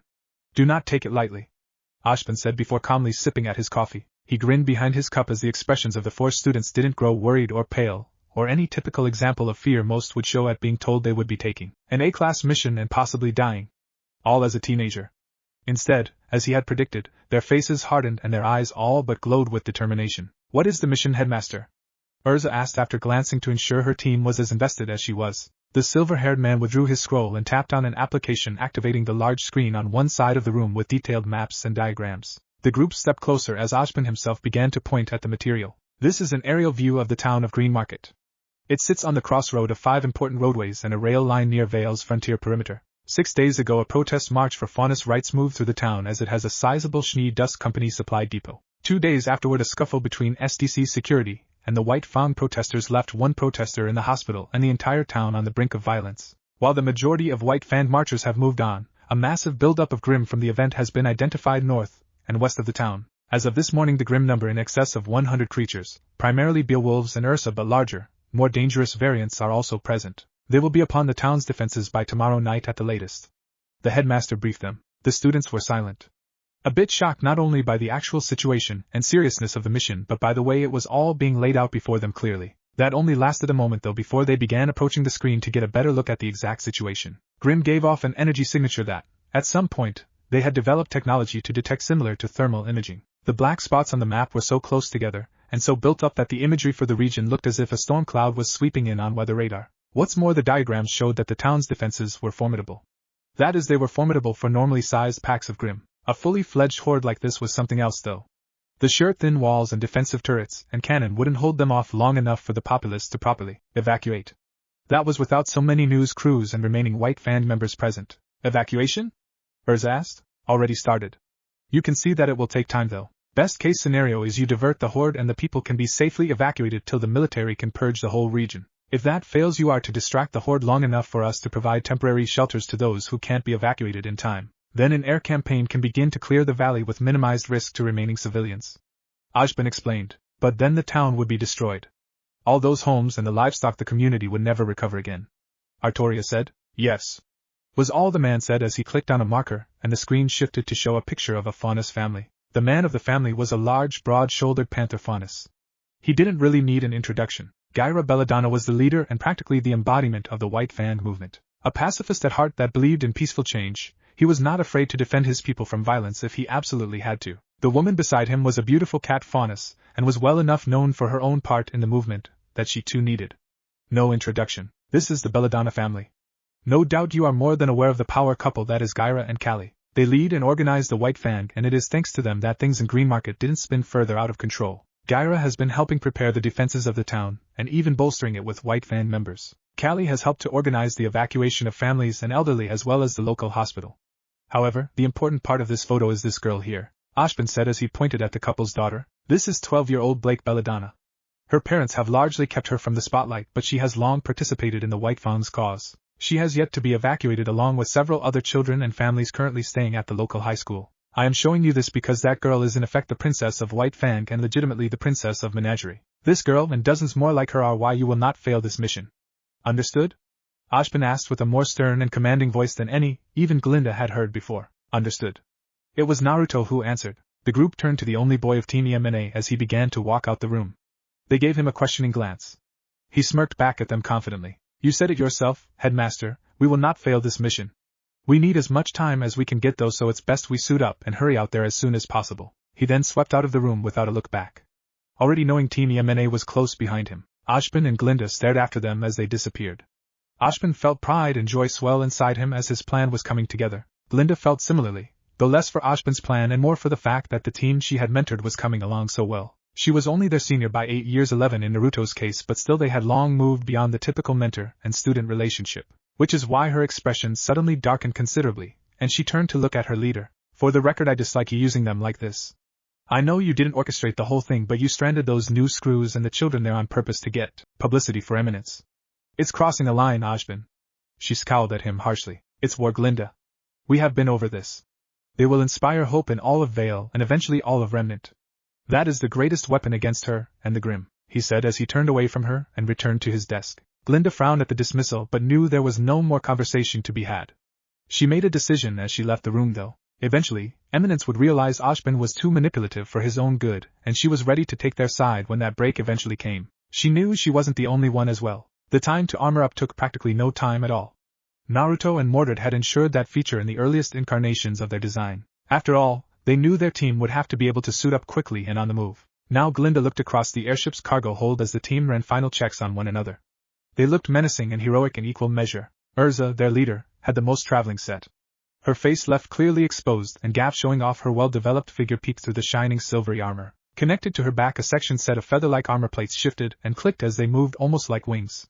Each one was controlled by Urza mentally. They could move to any part of her body and protect it, or if desperate, be disconnected and used as a small blade. Completing her look was a thin, sharp halo-styled crown made to carry on the feathered look of her armor. Mordred similarly had shining armor, though hers was white and red in color. Much bulkier and more protective than Urza's, Mordred's armor was more traditionally knight-like, though it bore horns like a bull. While not the whole set would shift around like Urza's feathers, Mordred's helmet and gorget could be retracted and locked into place on her torso with a specific series of facial movements. Her armor's specialized function allowed her to use her semblance to overcharge it just like her weapon and increase her strength and speed immensely. Artoria's was similar to her sister's. However, where Mordred's was white, Artoria's was an obsidian black. Her armor was the bulkiest among the girls, largely due to needing to compensate for the additional size of Artoria herself. Like Mordred's, hers easily retracted as she desired, though she had ensured Naruto allowed for her legs and cleavage to be revealed when she did so, insisting that she needed those sections of her body to be able to breathe. Mordred disagreed, but as much as she helped, the mecha shift aspect of the armor project was primarily Naruto's wheelhouse. Finally, Naruto himself was easily the largest of the team, despite being the youngest. His beast-like armor was a darker black than even Artoria's, where hers seemed to shimmer and had red designs like veins crisscrossing the armor. Naruto's was a matte black, with the only variation being the helm, which looked like an abstract version of a snarling Beowulf. It was menacing, and honestly he looked far from any kind of hero, especially when coupled with the massive bane he carried over his shoulder. His armor was sharp, with even the gauntlets ending in sharp claw-like fingers. As disturbing as Naruto's armor appeared, the truly horrific part was the design that was to interact with his semblance. A proper order of facial twitches and small protrusions would inject themselves into Naruto's body, bypassing his aura and jump-starting the secondary aspect of his semblance, giving him a boost of strength and power to keep fighting. Professor Goodwitch. We're ready, Urza said as she approached the woman. Glinda looked at the young redhead's face before taking a look of the entire team side by side again. Urza and Naruto beside one another, and the twins on either side of them. She hated how much she could see what Ajban saw. A new symbol. Just what he wanted. She just hoped they were as ready as they looked. All right. Good luck to all of you. If things get out of hand, call for support immediately. I am here to help you if you absolutely need it, she said, getting a series of nods or a thumbs up in Naruto's case. With that, she popped the release and hit the button engaging the cargo bay doors. Wind screamed into the aircraft as the 4 teens readied themselves to launch out into the air. Below them they could see the horde of Grimm they would drop onto, rushing through the woods toward the walls of Green Market. They are far closer to the town than predicted. We need to make a big impact to slow them down. Urza's voice crackled over her communicator as her helmet slid into place, looking like the face of an angelic woman. Roger that, Mordred responded. Naruto stepped up beside her, and the 2 tanks of Team Yamane hurled themselves into the great blue yonder. As the pair fell through the air, they prepared for their entrance on what would soon become their battlefield. Mordred began building up the power of her semblance, red arcs of electricity crackling along her armor and sword as she screamed through the air toward the horde below. Naruto lacked the direct combat ability that his teammate's semblance offered. Instead, a mixture of wind, lightning, and gravity dust ran through conduits built into his armor and weapon as he fell. Similar to Mordred, crackles of lightning and pulses of pure black energy wafted off of him, leaving a trail of black smoke behind him as he went. The trip down was short. Their transport hadn't dropped them from too terribly high, only slightly higher than those during the initiation to Beacon 3 years prior. Still, the drop coupled with the prepared blast from their armors created an explosion as the pair of students impacted the ground. A ring of forest along with the Grimm that scrambled through it was destroyed in a sudden explosion. Naruto stiffly stood back up from the braced position he had impacted the earth with. Mordred likewise shook out the stiffness from the rough landing. The pair took only a second to look around at the surroundings. Several yards of forest had been replaced with a sizable pair of craters, and the woods smoldered with fresh flames. Those Grimm nearby, but far enough away to be spared the blast, slowly regained their senses and turned to size up the new arrivals to the forest. Snarls and a semblance of barks began to echo through the horde as the creatures turned from their original paths toward this new possible threat that had suddenly arrived in their midst. Just as Urza had wanted, the horde slowed to combat this new threat to its existence. Already creatures streamed into the newly made clearings to confront Naruto and Mordred. They were met with rockets and bullets from the pair's respective weapons before the 2 tanks of the team charged forward in their own assault blades at the ready and carved into the ranks of the Grimm monsters. From the steel walls of Green Market, the people at first watched in shock as the 2 hunters suddenly appeared from the heavens and began slaughtering the Grimm. Their shock didn't last long though, as they watched the pair of hunters in training work. Cheers and sobs of relief that hunters had come began to spark up and down the defenses of the town as people called out their support to their saviors who had seemingly appeared like angels sent from above. Their cheers died down as a third figure dropped just outside their walls, covered in dark armor and armed with a long, high-powered rifle. The figure was clearly a woman, as her armor was partially receded back, showing off her figure and head. She took aim at some of the largest and most dangerous of the Grimm, squeezing off deadly accurate high-explosive rounds intended to drop a Grimm with a single blow. She only held their attention for a short time before a fourth and final figure approached. Where they had initially compared their reinforcements to angels sent from above, this final figure truly fits such a description. Shining silvery armor coupled with flawless pale skin on a very womanly physique and long flowing red hair. She was beautiful as she seemed to glide down on wings made of steel. It really was like they were being rescued by angels given form as the battle picked up pace behind them, and they watched with awe as the floating woman used pieces of her armored wings and multiple floating swords to stab and slice members of the grim horde bold enough to continue on toward the town. She didn't move a muscle the entire time, simply held her hands out as her weapons and semblance did their job. "They're amazing," one voice whispered. "So these are what hunters are like?" Another asked. "No, these four are something on a whole other level from the usual hunter," a deep voice replied, catching the attention of a handful of the wall's protectors. "Chief Belladonna," one of the White Fan members said, standing in a semblance of attention at the approach of the White Fang's leader and ruler of Menagerie. "Relax, I'm here to see what these four can do as much as the rest of you. If their entrance is anything to go off of, though, I would guess we are about to see something for the history books," Gyra Belladonna said with a grin as he watched the four warriors work. A part of him hoped that one would be a faunus. He wouldn't hold it against them if none were, but the publicity his cause could get if he won them over, no, even better. If they were all human and saved this town, perhaps he could get them onto the White Fang's side and finally make some real progress. "We should lend a hand. Get the guns trained away from the hunters and give them some support," Gyra bellowed. Even those not part of the White Fan obeyed. Things had changed in Green Market since this whole mess had started, and side by side the people of the town and White Fan were ready to work together if it meant survival. Up above, Glinda watched from the circling bullhead as her students tore into their targets. Some would think the four of them were reckless in their approach. Naruto and Mordred essentially placed themselves at the heart of the grim horde, while Urza and Artoria acted as a first line of defense between the Green Market walls and the monsters outside. The deputy headmistress kept an eye on her tablet as she monitored the statistics of the four down there, as well as the news feeds of the handful of camera crews still recording what should have been the fall of the town of Green Market. Ashpin's plan was working astonishingly well. Every major network was showing one thing only. Soon an anonymous tip from one of her fellow professors would start to tip off the crews as to who exactly was doing all the work out there, and four new legends would enter the tales of the people of Remnant. Watching below as Naruto flipped over a charging Dreadhind, she smiled lightly as he snatched a hand onto the antlers of the massive beast and yanked its head to the side, giving him all the space he needed to bury the blade of Bane into the monster's throat and force it into the ground. As if in perpetual motion, he rolled with the momentum of the dying creature's collapse and rose back up while swinging the blade in a wide arc, cleaving a pair of unlucky Ursas in half and taking the limb of a third. Mordred similarly tore through her opposition, aided by well-aimed shots from her elder twin that kept anything from catching her with her back turned. By now the horde of Grimm had stopped advancing on Green Market. The renewed hope and optimism of the defenders, coupled with the sudden devastating attacks from within their own ranks, had turned the mass of death into a confused circus. Easy pickings for the likes of Team Eminence. That being said, the horde was still massive in scale compared to the students. In the hours it had taken to fly to the town, the mass of Grimm had grown to nearly double what their early estimates had shown. This had helped to slow the mass down in its movement toward Green Market. However, the horde had grown so large that the center of the swarm no longer needed to sweep into the town to break its defenses. Matchlight 1 to Hunter Operations, a voice called over the communicators, briefly drowning out the small amounts of chatter of the four students coordinating their fight below. Glinda quickly took over the communications center from the Veiled Trooper that normally manned it. "This is Hunter's Operation Commander. Go ahead, Matchlight," Glinda said calmly, though she was beyond pleased that the air support was close enough to run direct transmission rather than bouncing communications through one of the CCT support towers. "Matchlight 1 with Matchlights 2 through 5 en route to your IO to engage in a bombing run on direct request from Ashbin and the National Council. Clear your team out of the target zone, 1 minute out." The fighter-bomber pilot responded. That wasn't a lot of time, but it would be enough. It had to be enough. "Understood," Glinda simply replied before keying up the headpiece that ran the communications for Team Imene. "Team, air support is 1 minute out, you need to pull back to the town now. They will be dropping a payload on the entire horde." She took a sterner tone to get her point across and was pleased by the simple agreements from the teams. They quickly began retreating toward the town walls. Naruto gradually backpedaling as he unloaded his chain gun with every 12th round, either an incendiary or explosive dust round.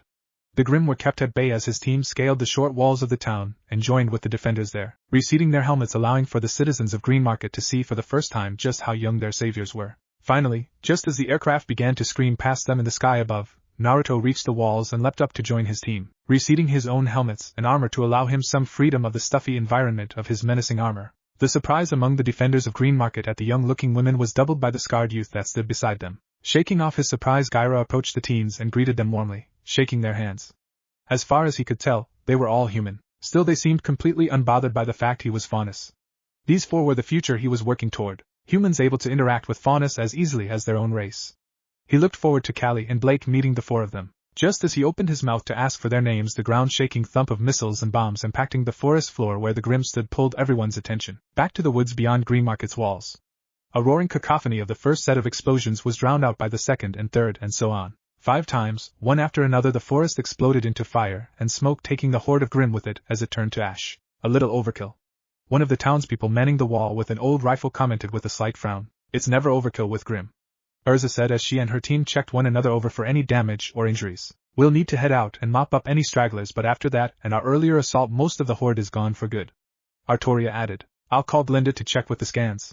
Urza said, stepping away from the group briefly as Gyra and the others closed in to properly run introductions with their reinforcements. 6 hours later and the last packs of surviving Grim had finally been eliminated by Team EMNA, on camera no less. The situation had quickly become a strange one for the 14s. The moment the camera crews had caught wind of the 4 hunters who saved Green Market were mopping up the remaining Grim, they demanded to follow along to catch more footage of them in action. To the team's shock, Glinda had agreed and escorted the news teams herself. What was more, Gyra and his family had practically glued themselves to their side since they had introduced themselves to him.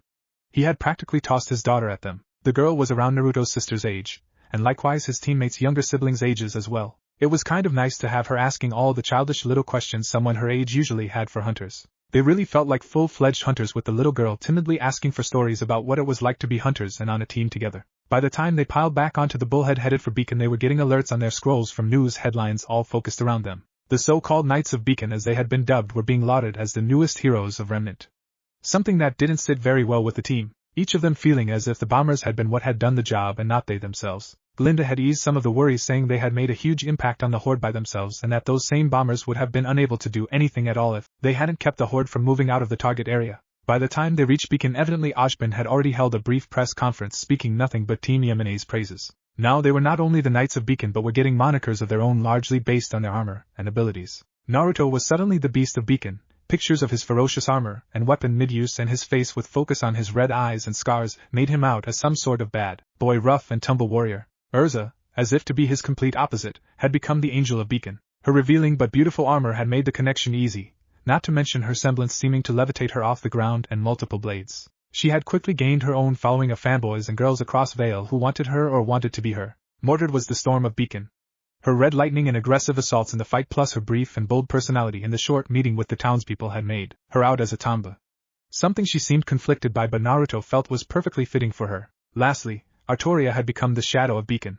She had slipped away from most conversations with the townsfolk of Green Market, and likewise with the news crews. However, her mysterious and mature appearance, and dark armor, not to mention her attractive figure, had easily made her as popular as Urza and her sister among the populace of Vale. Everything had gone just as Ojban had hoped. Better, in fact. The headmaster had already been contacted by Callie and Gyra to organize the knights to lend a hand to Menagerie in exchange for some negotiations with the Vale Council regarding trade policy. Another chance to increase the potency of his newest weapon against Salem had practically fallen into his lap, and he looked forward to seeing just how powerful of a tool Team Eminence would prove to be. On to the story. In the months following the rescue of Green Market, as the event had been dubbed, Naruto and his fellow members of Team Eminence had learned how much they hated fame. Hunters had always been treated with a sort of mythical reverence by the populace. Like storybook heroes. That wasn't what they were dealing with though. A full-blown celebrity lifestyle had pretty swiftly taken over every aspect of what they had once considered normal. The four hardly even attended classes at Beacon now, despite being dubbed the Knights of Beacon in all manner of news articles. Naruto never really expected to be in a position to be turning down talk show interviews and the like. It was all disturbing to him. The attention that he was getting. He didn't so much mind when people were paying attention to him, but this was a new level of invasive that he disliked. Urza and the others disagreed, especially when a popular talk show had recently spent nearly 45 minutes rating the most attractive physical features of all of them. The girls were huge hits across Vale, and Naruto himself had become the crush of teenage girls across the whole country. Even when they tried to downplay their part in the Green Market crisis, it didn't get better. The team had come forward saying all they had done was stall the horde and that Vale's Air Force was truly responsible for saving the town. That had backfired somehow, as now the team were considered such humble and noble knights. Urza had snapped her scroll and had to buy another after reading that article. At first the four of them had hoped Beacon would provide some sort of refuge from their new public lives. Instead, the headmaster seemed especially insistent that they conduct relatively frequent QA segments online for young hunter hopefuls. That wasn't all either. Their fellow students had separated themselves from the team, and treated them such awe that it was like they didn't even know each other despite being peers for at least 3 years for their seniors and fellow third years. They weren't the worst though. That honor lay with the paparazzi creeps that somehow could even get inside their dorm room. Naruto and the girls had already had to bodily throw them out on 3 separate occasions. After the first, they had learned to also sweep the room for cameras and other devices. Thankfully, they hadn't gotten anything too revealing, though there was now evidently a war online between different groups of fans arguing for Naruto to date this teammate, or the other, after a clip of him applying muscle relaxer to the girls' backs for them, and them doing the same for him surfaced. All this, plus the pressure from the headmaster, led to Team EMNA being almost perpetually on missions. It was practically the only way they could get a moment's peace. Well, as close to peace as killing Grimm and bandits could be. That had led them to take a mission to go searching for a lost team of prospectors in the mountains east of Vale. The single foreman, for prospectors, single cook, and 9 guards had been essentially written off by authorities after their vehicles and base camp had been found. They had ventured a ways into a series of caverns, but the Grimm inside had forced them back out, and the officials in charge, several Schnee Dust Company pencil pusher types, had declared the team killed. They had paid large amounts to the families and even financed their funerals, but the families themselves had wanted to know without a shadow of a doubt their loved ones were gone. So Team EMNA had taken the mission, pro bono. The SDC security team at the campsite had been unhappy, but with a news crew somehow arriving at the same time as the 4 hunters, their bosses had made the smart decision to let them pass. Naruto and the others were at least pleased that the film crew had chosen to stay with the large amount of armed and armored guards and heavily armored vehicles rather than venture into the dark maze of tunnels with the knights. I hate tunnel missions, it's always bugs, or snake types, or the slimy ones. Mordred complained. At least we're away from those vultures. Urza replied as the team descended into the caves. Who are the vultures, the SDC or the camera guys? Naruto asked as he carefully ducked under a low ceiling and shuffled through a narrow section. Both. Urza replied, pulling some needed laughter from the team. They continued on for roughly 10 minutes before finding the last known location of the prospecting team. Several damaged floodlights and a generator that had been ripped into pieces were scattered on the floor next to some shell casings and the bone remnants of a handful of Grimm. Naruto whistled at the sight. Well, I can't say they labeled the team as dead without good reason. That is at least something on par with a Beowulf Alpha. The shape is familiar, but I just can't remember the exact type. Naruto said. He was a bit disappointed he couldn't identify what they were dealing with like normal. Just meant it was one of the rarer types though. Which usually meant more dangerous. Maybe. But if these skull masks are anything to go off of, that isn't what we are dealing with at all. Artoria said as she lifted one of the skull-like shapes up. Pretty average in size but long and slender. Makes sense if it had to move in the narrower passageways. Urza thought out loud. We might have more than one type we are dealing with. Nothing that size on record should be able to rip one of those dust generators apart like that. Damn thing is made of the same stuff that our weapons and armor are. Mordred added in. That's a comforting thought. Artoria pointed out sarcastically. Relax. Naruto said as he placed a hand on Artoria's arm. She isn't serious. That might be the same materials, but there is a lot more that went into making our armor durable than that generator. Artoria shot a look at her sister. The smaller girl was trying hard not to catch her eye or break out into a smile. The golden eye twin had a small smirk twitch onto her face before she turned back to face Naruto. Thanks. I was worried. Artoria said before pressing a kiss to Naruto's cheek. Well, on the corner of his mouth. 2 birds, 1 stone. Artoria thought as she saw the shocked look pass through his red eyes. Stepping away, the woman nearly laughed at the furious look on her sister, though the frigid glare from Urza had her a little worried. Their team leader was not above abusing her position to punish Artoria for a perceived slight like moving in on her territory. Enough playing around, let's continue.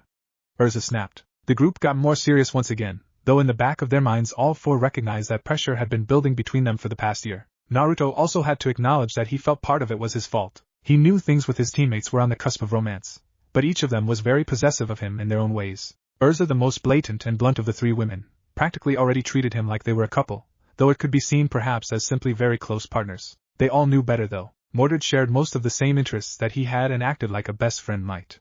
However, she also became very handsy while working on a project with him, often hanging off of him or pressing closely against him. Artoria was the most confusing of the 3. She could be a bit handsy like Mordred, however she primarily teased him, or used him to tease Mordred. Over the last few months though things had taken a change. Her teasing became far more aggressive, and she had started taking things a bit beyond playful and into seductive on more than one occasion. Like earlier in the week when she asked Naruto if her chest had grown. He'd been caught off guard and she simply made it worse by grabbing his hands and essentially fondling herself with his body. He wasn't about to complain, but it didn't so much seem like her playing with him anymore. As it was, this cave system most definitely was not the place to try and hash things between his teammates out. He pushed the thoughts about his relationship with his teammates out of his mind and focused on the objective of their mission. There's a fork in the caves, Urza said. We'd have to split up to search both properly. Artoria said stoically. There was a brief pause before the group burst into light laughter, shaking their head and enjoying a moment of humor together. Can you imagine? Artoria asked aloud. Oh, I bet that's exactly what those SDC clowns were going to do, Mordred said through chuckles. Splitting up in Grimm-infested caves without the ability to properly reach one another quickly. That would be so dumb. Still, which way? Naruto asked. Right, for now, I'll mark this spot, and if need be we can backtrack to here and try the other path later, Urza said as she pulled a small metal can and drew out a piece of chalk to mark the passage. The 4 hunters continued deeper and deeper into the caves. Unlike they had expected, the caverns widened out rather than grew narrow, the deeper they went. Something carved these out. Naruto commented as he ran an armored hand along the smooth rock of the cave wall. Something of pretty good size too. Urza added from beside him. That's worrisome, but I'm more concerned by the fact that we have been searching for hours and we haven't seen even a hint of the prospector team since the wrecked generator and lights. Artoria added. The team was quiet as they let Urza think about the best course of action for the team as a whole. They could double back and try the other pathway. Perhaps find at least the trail to where the prospectors had been killed. Or they could continue on and see if they found whatever Grimm had carved out the rock, and hopefully kill them. We continue on. Chances are the team was killed and eaten by whatever carved out these tunnels, so we'll eliminate it first, and then look for signs of the team. She finally informed them. Sounds like a plan. Naruto said, taking up a point position and moving down the tunnel. Once more they continued their descent into the darkness of the caves. Deeper and deeper. Slowly the tunnels grew warmer and warmer, to the point they were covered in sweat and panting slightly. Maybe these pass close to some sort of underground lava flow or something? Artoria suggested. Doubtful. For all the bad rep that the SDC gets on safety of its worksites, it wouldn't risk losing an entire future mining operation to lava. Urza answered. Plus I think I get why these walls are so smooth. Naruto said with narrowed eyes. Bug type? Urza asked her partner with a slightly sickened look. Worse than that. This is a new one. Naruto replied, checking his ammo and engaging his helmet. His armor whirred to life and the armor plates of his helmet clicked into shape around his head before locking into place with a metallic thunk. The rest of his team followed his lead and activated their heavier armored versions, locking every bit of their bodies behind the protective layer of augmented metals. I don't recommend we test how well this stands up to the heat of whatever melted out this stone. Be ready to fight or flee on my order. Urza's voice crackled over the calm units of the team, getting a clear yes from each team member. More cautiously they descended. Ever deeper into the depths of the mountain. The heat would have been unbearable now if not for their armor, and there in the cave halls wavered from the temperature. The further they crept, the less they could hear their footsteps and own movements against the stone. Instead, a deep, distant rumble filled the caves. Slow and groaning. It built up and then was released. Time and again. All four were confused until Naruto finally realized what it was. Breathing. He spoke softly through a shudder. Realizing now that the caves had widened out to easily 40 foot wide. What did you say? Mordred asked. Naruto swallowed stiffly before changing his weapon from its firearm form to its sword form. It's breathing. That is what is making that sound. Naruto explained. But it's actually shaking the walls a little. Artoria replied. She tightened her grip on her weapon. It must be massive. Urza added in. It is, but we have to kill it now. Naruto was resolute in his words. The others were not. The hell do you mean we have to kill it? It is big enough to shake a mountain breathing. We can't kill that. Our weapons would be toothpicks. Mordred fired back. It's not as big as you think. The sound and force of the air is amplified by the caves, going off of the width of the tunnel, maybe 60 foot at its widest points, shoulders and hips. It would need space to turn around. Naruto was almost rambling now. That's great and all, but do you want to clue us in on what we are dealing with here? Artoria asked. All three of the girls were waiting on his answer. Among Team Yamene, Naruto had the most hunter-focused hobbies, though obsessions would better fit. His first was one he shared with his sister, and with Mordred as well. A love of mechanics and weapon craft. The second was his true passion though. He learned and analyzed all he could of various Grimm species, especially their abilities in a fight and behaviors. His obsession and knowledge had already reached a point that Ashbin had suggested to Professor Port to perhaps begin grooming Naruto for one-day teaching Grimm studies courses of his own. Naruto, what are we dealing with here?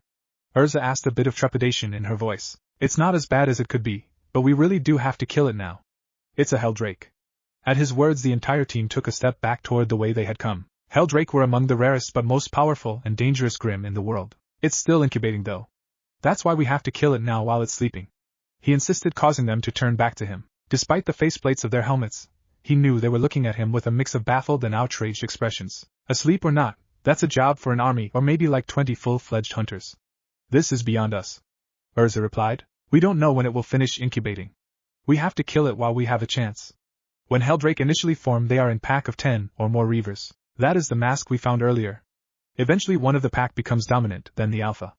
It tracks down a cave system nearby to a small settlement and burrows deep. The rest of the pack then begin feeding it with prey as it grows and transforms into a Heldrake. Once it's finished, it will be strong enough to burn through the top of this mountain, and all the nearby mining towns will just feed it and make it bigger. By the time the military goes after it with how close as it is to the city Naruto trailed off, he didn't need to tell them what would happen then. Veil would repel the creature, but the attack itself would draw more and more Grimm.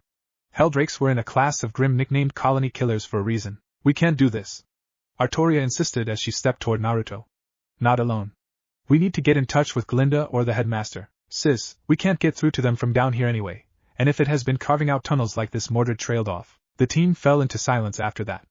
Artoria sighed loudly but moved forward, taking the forefront of the group. The others didn't hesitate for long before they followed after her. Coming round a bend, they came into a massive cavern with a few channels of molten rock running down the far side of the floor. The room was lit with an eerie orange light that silhouetted the monstrous form of the Heldrake at the cavern's center. It's already been burning at the walls to weaken them.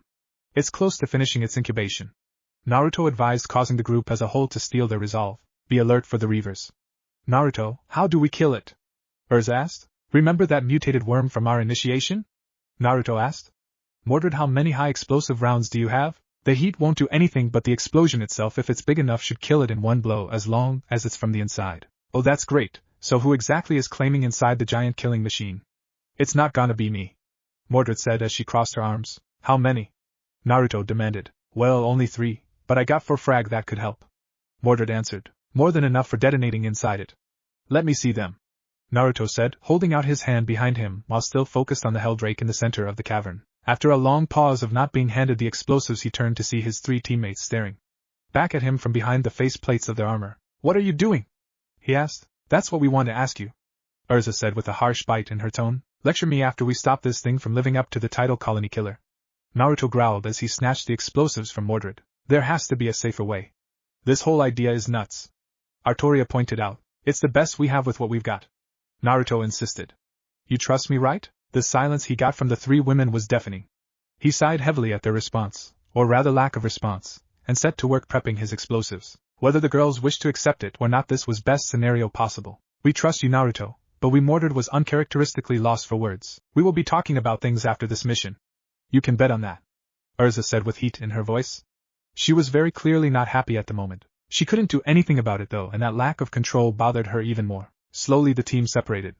Urza and Mordred would be keeping an eye on everything from the entrance they had just used come out of. They didn't want to be jumped from behind by the remaining Reaver Grimm. Artoria had shifted her weapon into its high-powered rifle form and was watching over Naruto as he cautiously approached the massive Grimm in the center of the room. She kept the weapon itself trained on the creature's large eyes. The moment the flickered opened, she planned to dump an entire magazine of soda-can-sized shells into its eye socket. If that happened, maybe Naruto would have to climb into the thing's throat to begin with. Wishful thinking. When he made it to the gaping maw of the beast, Naruto found himself pausing and asking himself if he was actually about to climb into the mouth of a giant Grimm. He could practically feel the incoming lecture from the girls when they got to Beacon. That wasn't including what would be waiting for him when they inevitably told Glinda of what had happened. For being only 8 years older than Naruto, she sure mothered the whole team a lot. Swallowing thickly as he took in the appearance of the mouth he was about to climb into, Naruto felt an involuntary shiver run down his spine looking into the throat of the creature. My own plans are always our worst plans, he said as he began crawling inside. The mouth of the Heldrake was spongier than he expected. That combined with the much warmer temperature meant that even inside his armor Naruto was beginning to grow uncomfortable.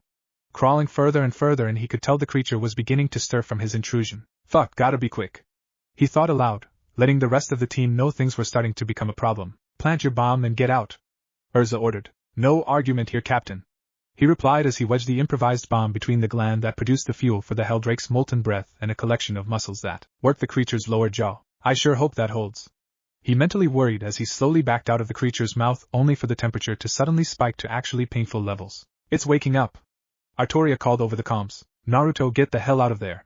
Urza barked at him, and once more he found himself happy to follow her orders. The Heldrake had begun to lift its head as he began to wriggle free of its jaws. As it did so, its eyes began to open. That provided a perfect target for Artoria, who opened fire with pinpoint accuracy, easily destroying its right eye. The beast screeched in pain, disorienting Naruto as he continued his escape before it began to flail about. The sudden jerking of its head flung the male member of Team Eminence across the cavern, only to slam roughly and very painfully into the stone wall of the cavern. As if realizing its home was not safe, the Heldrake took to the air, smashing itself into the roof of the cavern, where it soon began spewing its molten breath and began melting through the top of the cavern. If this cavern caves and all the tunnels above it will come down, we need to move, Mordred shouted. Naruto, Urza called. I'm coming, but my knee is messed up. I could use a hand, he replied. The redhead was by his side in a moment. She slung one of his arms over her shoulder and started helping him limp run for the exit. It's a long way out the way we came. The Reavers had to have multiple exits though, Naruto said as the 4 hunters rushed down the tunnel. The path we passed. We'll have to take it and hope for the best, Urza said. They soon found themselves at the path and headed down it. Far faster and less carefully than they had on their way down in the first place. This proved to make it impossible for them to see the sudden drop before it was too late. Easily 10 foot into a shallow pool of water, one filled with the remnants of the prospector team's gear. Well, we know for sure what happened to the prospectors now, Mordred said as she held up a shattered guard helmet covered in old blood. How long until the bomb? Artoria began to ask, only for the mountain to suddenly begin shaking violently and a deep explosion sounded throughout the tunnel system. That was it. At least we didn't have to fight that thing. Naruto groaned. The girls all agreed heartily. Taking a second to recollect their bearings, the group slowly made their way back up to their feet, only for a handful of enraged screeches to reach them from the tunnel network. I forgot about them. Mordred moaned in annoyance. Naruto began struggling to stand. Thankfully his armor helped him, and he could just manage to move on it. Here, let me. Artoria offered. Pressing her hand against his knee, he felt a wave of relief sweep through him. He knew it was a temporary fix. Artoria's semblance primarily allowed her to lift another's burdens so she could heal the injury to an extent, but the main function was to lessen the pain he was suffering from. It was an extremely versatile semblance, but the aura cost in exchange for its use was massive. That was why, rather than healing Naruto fully, she only mended what she had to and releases his pain as best she could. That's good for now. Probably best you stick to ranged combat though. We don't want to injure it worse than it is. Artoria said, if you say so. Naruto replied, transforming Bane into its chain gun form. 2 hours later, the ragged-looking Team Eminence rejoined the gaggle of people outside the mouth of the cave system. The number of people had grown by quite a few new people since they had descended inside the mines. The SDC guards had quadrupled in number, probably in response to the additional camera crews and the families of the missing prospectors. They all looked especially worried as there had been an explosion and the top of the mountain had suddenly begun collapsing in on itself. Off to the side of the worried people was a very disgruntled-looking businessman surrounded by another collection of guards, simpering subordinate businessmen, and oddly enough a girl perhaps around Ruby and Yang's age if Naruto were to guess. That's Jacques Schnee. Things are about to get very annoying, Urza announced to the team. Spectacular? Naruto groaned. By now the pain in his knee had stopped adding to his semblance's power, and the relief offered by Artoria was only doing so much. Just as they expected, the moment everyone saw them there was a sudden shout, and everyone pressed forward. Naruto never expected to be thankful for SDC security, but they kept the reporters back, so it was somewhat of a relief. Unfortunately, they weren't about to keep their boss at bay as well. I have to wonder who exactly it was that gave you the wherewithal to just wander into my mine and drop the mountain on top of it, the Schnee man said with a sneer, causing the team to brace, having to handle a verbal battle with him. All of those involved were completely aware that cameras were rolling. More than that, they knew everything done and said in the next few moments would spread across the CCT network within a couple hours' time. That was a generous estimate too. We are officially licensed hunters of Remnant recognized by the Vital Treaty. We are advanced students of Beacon and operate with the full rights and authorities of a graduated team of hunters. Please direct any and all complaints and grievances toward either our direct handler Glinda Goodwitch, Deputy Headmistress of Beacon Academy, or toward Headmaster Ojman himself. Urza rattled off with quite literally practiced ease. The girl glanced awkwardly between the man who was obviously her father and the woman who had just politely told him to go away. The man himself grew purple in his face, furious at even the appearance of being told no. You have no reason to have been on my property. I demand you explain yourselves. He roared out, gladly. You see, we took a mission to search for the missing members of your prospector team. We succeeded, but the team all succumbed to grim attacks while trapped inside. Urza explained, causing a few members of the crowd to break out into sobs. Most remained in control though. They had known what to expect. Still, they had all held a small glimmer of hope that their loved ones might make it. While doing so, my team discovered a helldrake deep within your mountain that was nearly complete in its incubation process. Thankfully, my teammate, at cost of bodily harm and risk to his life, quite literally climbed into the monster's mouth to plant the explosives that toppled your mountain top. I wonder how good it would have been for your company to have failed to hire a hunter team to clear the cave system for your workers first, and missed a colony killer hidden inside. Urza was tapping the man on the chest with an extended finger by this point. The camera crews were eating every moment of this up. Noon paid any attention to the arrival of a pair of bullheads nearby or the passengers that disembarked. The girl grabbed hold of her father's hand, suddenly drawing both his and the team's attention. Father, I believe the Knights of Beacon have managed to save us all from a terrible disaster. Perhaps we should be applauding their commitment to their duty rather than worried about the damage to your mining prospect? She tried to convince him. It seemed Jacques even thought about it for a moment before scoffing and roughly pulling his hand free of his grasp. He pivoted back to face Urza, eager to open his mouth and likely berate her again, only for a clearing of someone's throat to interrupt him. As one, the group turned to those who had interrupted them. They were surprised they had somehow missed the arrival of not only Ojman and Glinda but also the Atlesian general, Ironwood. Jacques, if you would talk with me for just a moment I would be grateful. Ironwood said politely but with no room for argument. Very well, James. The Schnee Patriarch said before giving a final sneer to Team Eminence. He doesn't really care at all about his public image, does he? Mordred said with a scoff. It's not that. A young voice said. The group turned to see the young Schnee still present. Father really does care about his image, or well, the family and company image. It's just so much has happened between him and the White Fan recently. He's worried that things will become violent soon, and he will be blamed by everyone. He thinks that if they see him as a villain already, why even try, the girl explained. Plus he isn't really all that mad at your team. He was actually saying he was happy someone found out about the Grim before more people got hurt. He even fired the manager that cut corners and didn't hire hunters to check it. So please don't judge him too harshly. She continued. The group was silent for a moment before Urza leaned down and held out her hand. The rest of the team followed suit, Naruto activating his armor retraction, catching the girl's eyes. Well, you are very well spoken, Miss Urza trailed off. Oh, forgive me. I am Weiss Schnee. I recently was declared father's heir to the company, so I have been accompanying him as he manages business. Weiss introduced herself. Well, it is a pleasure, Weiss. We will surely be taking what you said into consideration before we judge your father one way or another. Anyway, I'm Urza Nikos, this is Artoria and Mordred Ark, and this is Naruto Brahman. Urza introduced each of them. Weiss shook each of their hands, blushing slightly as she shook them, especially Naruto's, causing small grins to spread on the girls' faces at the sight. Weiss. Her father called. We're going home. Coming, father. Weiss called back before turning to Team Eminence one last time and giving a curtsy. It's been an honor to meet you all. With that, the team, their mentor, and their headmaster all watched as the girl raced off to catch up with her father and his entourage. The team gave a quick rundown to Ashbin and Glinda of what happened during the mission before Ashbin walked over to Ironwood and explained everything. The team watched them gather up the crowd of civilians and reporters and hold an impromptu press conference. Team Eminence collectively grimaced as they realized this was only going to fuel their popularity even more. The only four-man team in history to defeat a Heldrake, and not even fourth-year students. I want you all to realize that getting rid of Schnee comes at a price. Glinda suddenly said. What do you mean? Urza asked. All things have a price. That includes getting people to do the right thing. Never forget that. She said seriously. The team was quiet briefly as her words sank in. The notion was something none of them liked but all already knew to be true. They had just never confronted it before. So what was the price for this? Naruto asked. Glinda stared at him briefly. He always seemed to grasp the serious situations like this so easily. It was often easy to forget how young he was until one looked at his face. Even then, with his scarred visage and red eyes, he was a mature-looking and imposing man. That was the key word. Naruto was no boy. His teammates were also no girls. They were all adults. I wasn't supposed to tell you all of this, but, to be honest, lately I have questioned some things. Like my loyalty. She answered. She rose a hand to stop their questions as they opened their mouths. Another time for that topic. I want you to focus on what I'm going to say. As it stands, as long as you are students of Beacon, you work for Ashbin, just like me. I can't bring myself to really consider you all students these days, more like colleagues or peers. However, due to Ashbin's dealings with James Ironwood, Glinda said the man's name with no small amount of distaste. You now owe General Ironwood a favor. That's something he always collects on. Be wary. Glinda finished speaking just as Ironwood and Ashbin rejoined the group. Well, excellent. I am glad to meet the famous Knights of Beacon.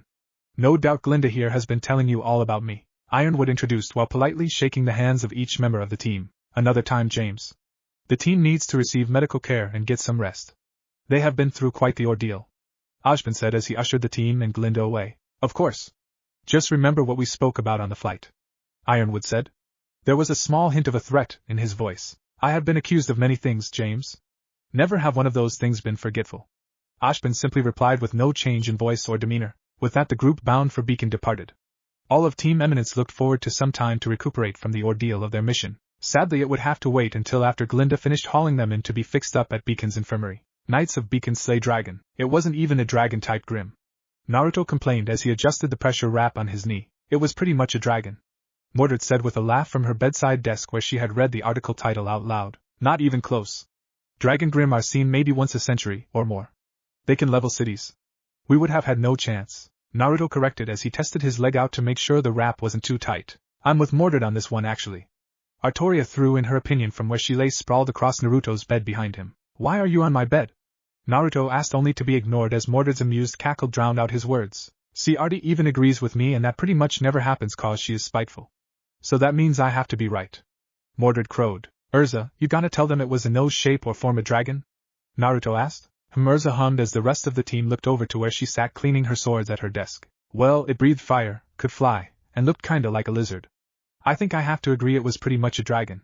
Urza said. She couldn't stop the broad smile that spread across her face at seeing the annoyed eye roll. After all the fame, advanced courses, and early missions, sometimes it was important to just unwind and relax together. Or even more than that, tease one another and bicker playfully. Whatever.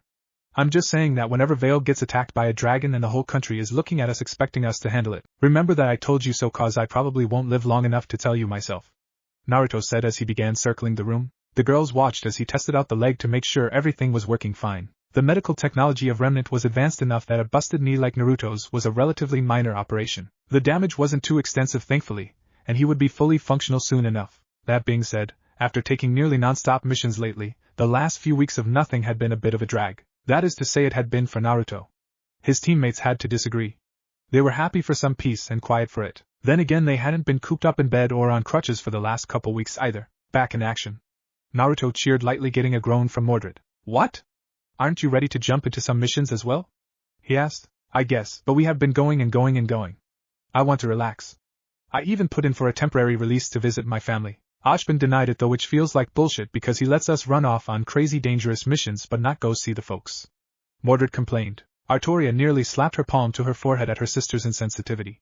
They knew family was a rough issue for Erza and Naruto. Erza had a tenuous relationship with her parents, and distant one with her younger sibling, whereas Naruto never spoke about his family at all. He never really outright said he refused to talk about it, but the way he became tense during such discussions told them enough. What Mordred is really wanting to do is stick her nose in the drama going on at home right now. Artoria said, getting a flip of the bird from Mordred. What's going on? Erza asked. Our dad and one of our moms are fighting with the others about John again.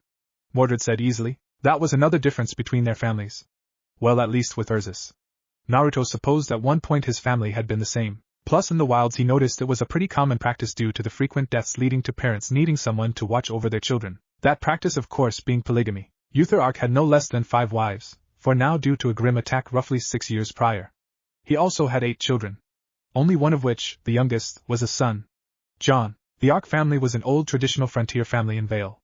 They held large farmlands right at the edge of the wilds. While both Mordred and Artoria had followed in their father, grandfather, great-grandfather, and etc. footsteps, Uther never took as much interest in their accomplishments as his only son. That wasn't to say that he was at all similar to Taeyang had been with Naruto. John had received only the slightest amount of more attention, and it had almost all been unpleasant for the boy. Unluckily for him, that out of 8 children he would be the only one able to pass the Arc name on to his children. So Uther was adamant that his son become a strong huntsman, often using both Mordred and Artoria for examples. You know, I'm probably fit enough to handle a mission. Naruto said, getting odd looks from the others. Something easy of course that won't endanger my knee at all. Maybe like mentoring an aspiring huntsman or helping around a farm or something? He suggested. Erza caught on quickly. You know, I think I had one. The mission request was just improperly filled out. I'll fill a new request myself and accept it, then send the report to Glinda after we get back. I love it when you guys bend rules for the team. You act like those cop characters in a movie where they let the hero get away in the end by leading the search party in the wrong direction. Mordred cheered, getting laughter from the room. Alright then, I'll go get suited up and grab Bane. Naruto said, starting toward the door. Hold up. We need to have a couple more discussions. We said we would wait when you were up and around again. Look at you. Time to talk, Erza said as she stood up, hands solidly placed on hips. Yeah, should have figured. Naruto sighed out. Let's go get some food from the cafeteria and bring it back up. This could take a while. Mordred added. I kinda feel like you guys already talked and have been waiting to ambush me with this. Naruto said as the girls passed through the door. You're always so perceptive. Artoria said as she snagged his wrist and pulled him along behind him. The atmosphere of the Eminence dorm room was, to put it lightly, awkward. The confidence that Erza, Artoria, and Mordred had while dragging him to the cafeteria and back seemed to have disappeared. Naruto knew better than to initiate the conversation though. He had an idea of what they wanted to talk about. It was hard not to figure it out with how normally willful his teammates were. That being said, while he wouldn't be opening the discussion with the topic himself, he preferred getting things going. So he prodded. This seems so much easier when we talked it out together. Erza said, a bit flustered. Naruto remained quiet as he waited for them to find their words. He noticed the way that Artoria seemed annoyed by Erza. The three must have agreed to let Erza handle the talking. Mordred looked ready to burst while trying not to jump in. I mean, I kinda have an idea of what you want to talk about. Naruto said with a long drawn-out sigh. This choice could really mess up our team dynamic, you know. He insisted. All 3 girls paused at that and frowned. The sudden agonized looks on their faces stabbed at his heart. He pressed on though. I couldn't do it anyway. I care about all 3 of you more than probably anyone in my life, but I couldn't pick one of you out. It goes against my very being. He tried to explain himself without sounding like what he imagined some pompous would. The girls blinked for a moment before openly laughing as one. A sick feeling settled into his stomach as Naruto realized they had not in fact pulled him aside to talk about him picking one of them to date. He wanted to rewind time, or just be swallowed up by the floor. What made you think that was what we wanted? Mordred asked between laughter. Naruto groaned and dropped his head into his hands. It's just I thought all the flirting between you and me, or the teasing from Artoria, and Erza always coming up with an excuse for alone time, and being so much touchier than she used to be, I thought we were all sort of dancing around each other. I shouldn't have jumped to conclusions. Wait. You are only partially wrong, Naruto. Artoria said, stopping him from continuing down that line of thought. What? He asked, confused again. Well, you know how you sort of mentioned your dad was with two women in a relationship at one time, right? Urza asked. Naruto nodded. He could tell this was probably a bad time to bring up that it was a technicality. Then again, he had grown up in the wilds with Crow. He knew his adoptive father had at least 3 long-term relationships, all happening at once, with each of the women knowing of one another. Those relationships had been pretty much entirely devoted to sex, though. Friends with benefits with a little bit of additional affection after the fact. Still, the wilds were brutal, and gender roles were a bit more old school out there and in the frontier, leading to a distinct numerical advantage in the female population. That had led to polygamy maybe not becoming exactly the norm, but it was far from rare. That was out there, though. Beacon was their home, and it was pretty much a day's hike from Vale's walls. Naruto, we told you about our family, right? Mordred offered. Ah, that was right. The Arc family was one of the oldest frontier family, and typically practiced polygamy. They had even told him their father at one time had a total of 5 wives, though sadly Grimm had claimed one of their mother figures. Yeah, but I never really thought that you all would be willing to do that. He explained. I wonder why. I mean, we all practically live out on the frontier with the missions we do. If anything, I thought you would realize what we intended shortly after we talked about it between the 3 of us. Urza said. Yeah, usually you are so much more perceptive. Artoria said with a small teasing smile. Haha, laugh all you want, but you have to realize it's not really every day you are essentially offered a harem with the women you have lived with for the last 3 years, Naruto said. He tried to pout, but as the realization of his words set in, he couldn't help but grin. Urza, Artoria, and Mordred were the most beautiful students in Beacon, and he was being given literally the golden ticket. Crow was going to be so proud and jealous when they talked next. The thought of bragging to his adoptive dad was a pleasant one, just nowhere near as pleasant as the sudden thought of his teammates all curled up with him in bed, or the thoughts on their activities prior to curling up together. I think we lost him, Mordred said with a giggle as she brought Naruto back to the real world by snapping her fingers in front of his eyes. Sorry, it's just, I can't believe I'm asking this, but are you sure? I mean, would you prefer a guy your age or older than you? Naruto asked. He was 3 years their junior after all. Honestly, I haven't really ever been all that interested in relationships. You and these two are more or less the only ones I have ever been attracted to beyond a passing interest. Well, in Glinda, but that woman is sex on legs, even if she pretends otherwise. Artoria explained. For me, it was more like I was too busy with all the school stuff and developing the armor sets with you to ever really notice anyone else. Plus, I think you're supposed to get together with your best friend according to all those rom-coms I've seen. You are definitely my best friend, not to mention I helped create the armor. I know your measurements. All of them. She finished with a laugh at his slight blush. Urza? Naruto asked, turning his attention to the redhead. Her easy smile warmed something inside him up considerably. She really looked every bit the angel of Beacon with the sunlight from the window filtering through her hair. Simple. After 3 weeks as teammates, I knew I was waiting on you to grow up a little to try my luck. You are my partner after all, she said simply. However, he knew there was a bit more to it. He wouldn't push her in front of the others though. So you 3 really had a conversation and decided to, what? Ambush me about all dating one another? He asked. Cool your jets there, buddy. We will all be dating you. I refuse to acknowledge my relationship extending to my twin sister in any fashion, Mordred said firmly. Likewise, Artoria added. Wait, 'cause she is your twin, a girl, or because you don't want to be with another person? He asked. If it was any of those, it kinda killed some of his favorite fantasies that had just recently become a real possibility. That would be heartbreaking. Oh no, it's just 'cause it's Artoria, Mordred said, causing Naruto to laugh as he realized what she meant. You two really take sibling rivalry too far, Urza said with a fond grin. Her words though had Naruto slipping into another fantasy that portrayed both rivals competing for something, only for Urza to join in to show them how it was done. We lost him again, Artoria said. I think it might take a while for him to get used to this, Urza said as she giggled slightly. She was a bit excited to start down this new path in her life herself. Well, with that handled, let's get this vacation mission set up so we can visit your family farm, Urza said to the girls. It'll be great to see everyone again. It's been so long, Mordred commented. I just hope we don't get sucked into the drama with John and Dad. I need less stress, not more, Artoria replied. The town of Arkswell was minuscule. Really nothing more than a depot for the trains and aircraft stopping by to fuel up or load or offload cargo. It made Green Market seem like a city in comparison. Still, it was the closest stop to the Ark family farm. Actually, it was technically on Ark family land. Hence the whole Arkswell name. It was founded around a well dug by a previous Ark, and used by the family's literal army of workers over the years. There is our mom. Mordred pointed out a woman. She was similar to both girls, but her hair was much longer and much paler blonde. Nearly white. As they approached, Naruto realized that Mordred was definitely the most physically similar to their mother. The woman was very petite, just as she was. Like both sisters though, Naruto couldn't help but recognize that she was beautiful. Hello? It's a pleasure to meet the two of you.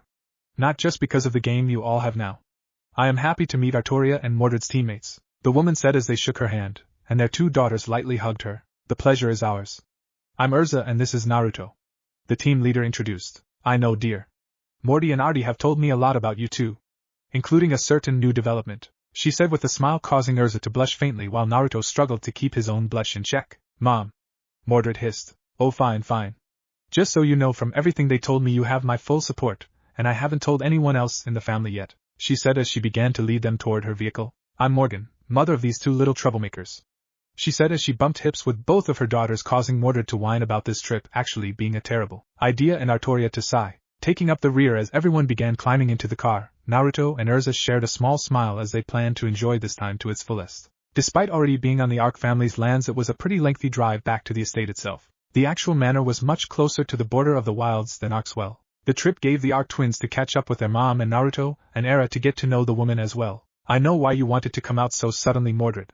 Morgan half scolded, but there was no heat in her voice, and Naruto got the impression she was the sort to have done the same thing if in their shoes. Well, I guess John's been falling behind at school, so Uther has been harder on him than ever before. They always seem to be off training together, or Uther is shouting at him to study when they are home. Morgan didn't seem very happy about that. In his seat, Naruto narrowed his eyes at that thought, recalling his own training when he was little. The specialized painful training his birth mother seemed so fond of. He felt resentment toward this, Uther arc already building inside him. Noticing their male teammate becoming agitated and on edge, the girls changed topic, bringing up that they didn't want Naruto and Urza to really feel like extra wheels and it was their turn to have a date. That seems pretty rude though. I don't want to make a bad impression on your family. I am dating you too as well, right? He asked. Oh, he is so much sweeter than he looks. Morgan cut in. They are right though. After introductions, why don't you two go for a hike in some of the meadows west of the house? I used to drag the girls' father off to have picnics, and sometimes more out there. It's beautiful. That's a great idea, Mom. You two can do that while we catch up. Besides, you'll be there for dinner, and we aren't heading back to Beacon until Sunday morning, Artoria said, reminding them of the 3-day time frame they had. If you're sure, Urza said hesitantly. It did really sound nice spending some time on a walk or just sitting in the grass with her partner though. She would need to make sure the twins each had a good opportunity like this when their chance came. Oh look, there's the house, Morgan said as the car came around a bend in the road and passed through the trees to reveal a huge house surrounded by numerous outbuildings, barns, grain silos, and plenty more arrayed atop a set of green hills. It's like looking at a picture. It almost doesn't look real, Naruto commented. The family takes great pride in it.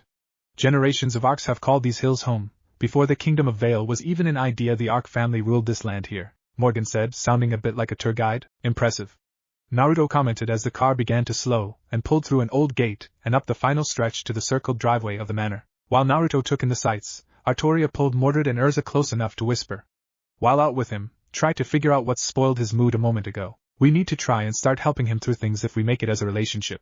That seems a bit soon to try fixing his troubles for him, Urza said hesitantly. No, we've all been close for 3 years.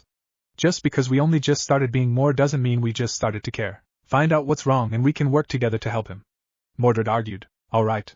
I'll do it, Urza agreed. Is that the rest of the family? Naruto asked. Most of it, I guess, Morgan commented.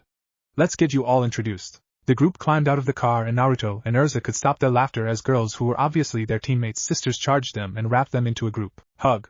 Morgan chuckled as she saw her daughters blushing and her sister wives approached. I'm happy to see that they were missed. Urza chuckled. Oh, that's not the half of it. They're going to be smothered in affection over the weekend you all are here, one of the approaching women said as she stuck out her hand. I'm Elizabeth.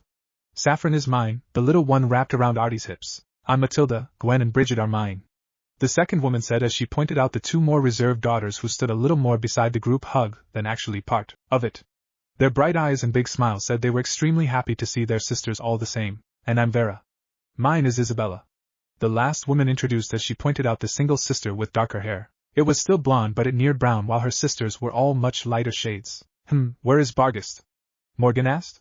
Her other daughter, and eldest of the Ark children. She got a call from one of the status out on the old Argent Road. She went to give them a hand but she should be back by dinner, Vera replied. She had better be. Artie and Morty never get to visit anymore. Not since this whole Knights of Beacon thing got started. Elizabeth pouted. Well, this weekend will be like having the family together again, Morgan said with a grin. Almost, Matilda quietly said, causing the other women to shoot her a look, one filled with compassion and understanding. Still, they didn't want to bring down the mood, so they went back to chatting with half of Team Yamene. Why don't you two go on ahead? I think it will take the girls some time to catch up. You can go down to that meadow I told you about, just be back by 6:30, We'll be sitting down for dinner then, Morgan said. Urza wasted no time before taking Naruto with her as they headed off toward the fields and meadows that the arcs had told them about. They had been right.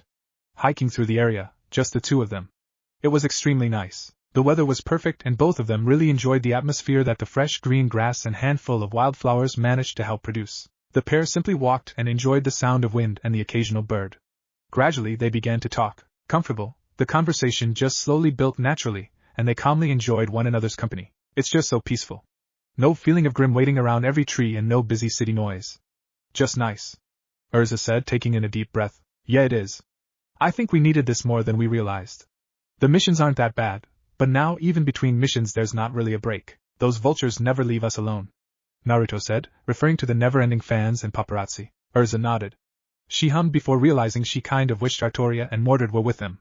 They spent so much time together it felt a little off without them there. It wasn't too bad though. She didn't mind just being here with her partner. It's cool to see them with their family again. Naruto commented. Yeah, Artoria surprised me more than Mordred. I thought she would hate all that hugging and stuff. Urza said. When it's from your loved ones it's hard to hate that kind of thing. Naruto said, thinking of his sisters and Summer. I guess. Urza quietly commented, no longer feeling as happy as she had. Naruto picked up on it immediately, and stopped making Urza do the same. What's wrong? She asked. You tell me. Talking about families is bumming you out.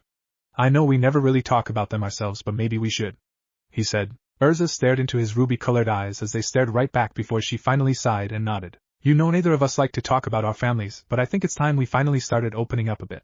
At least to each other, Urza said. Well, not a lot of pleasant things we haven't said before, so I guess all that is left is the parts we don't want to think about. Let alone talk about. Naruto replied. Right, well, so what are we doing then?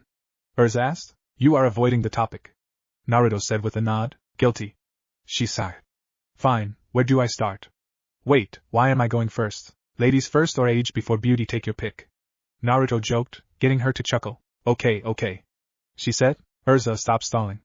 I know you need to get your family off your chest.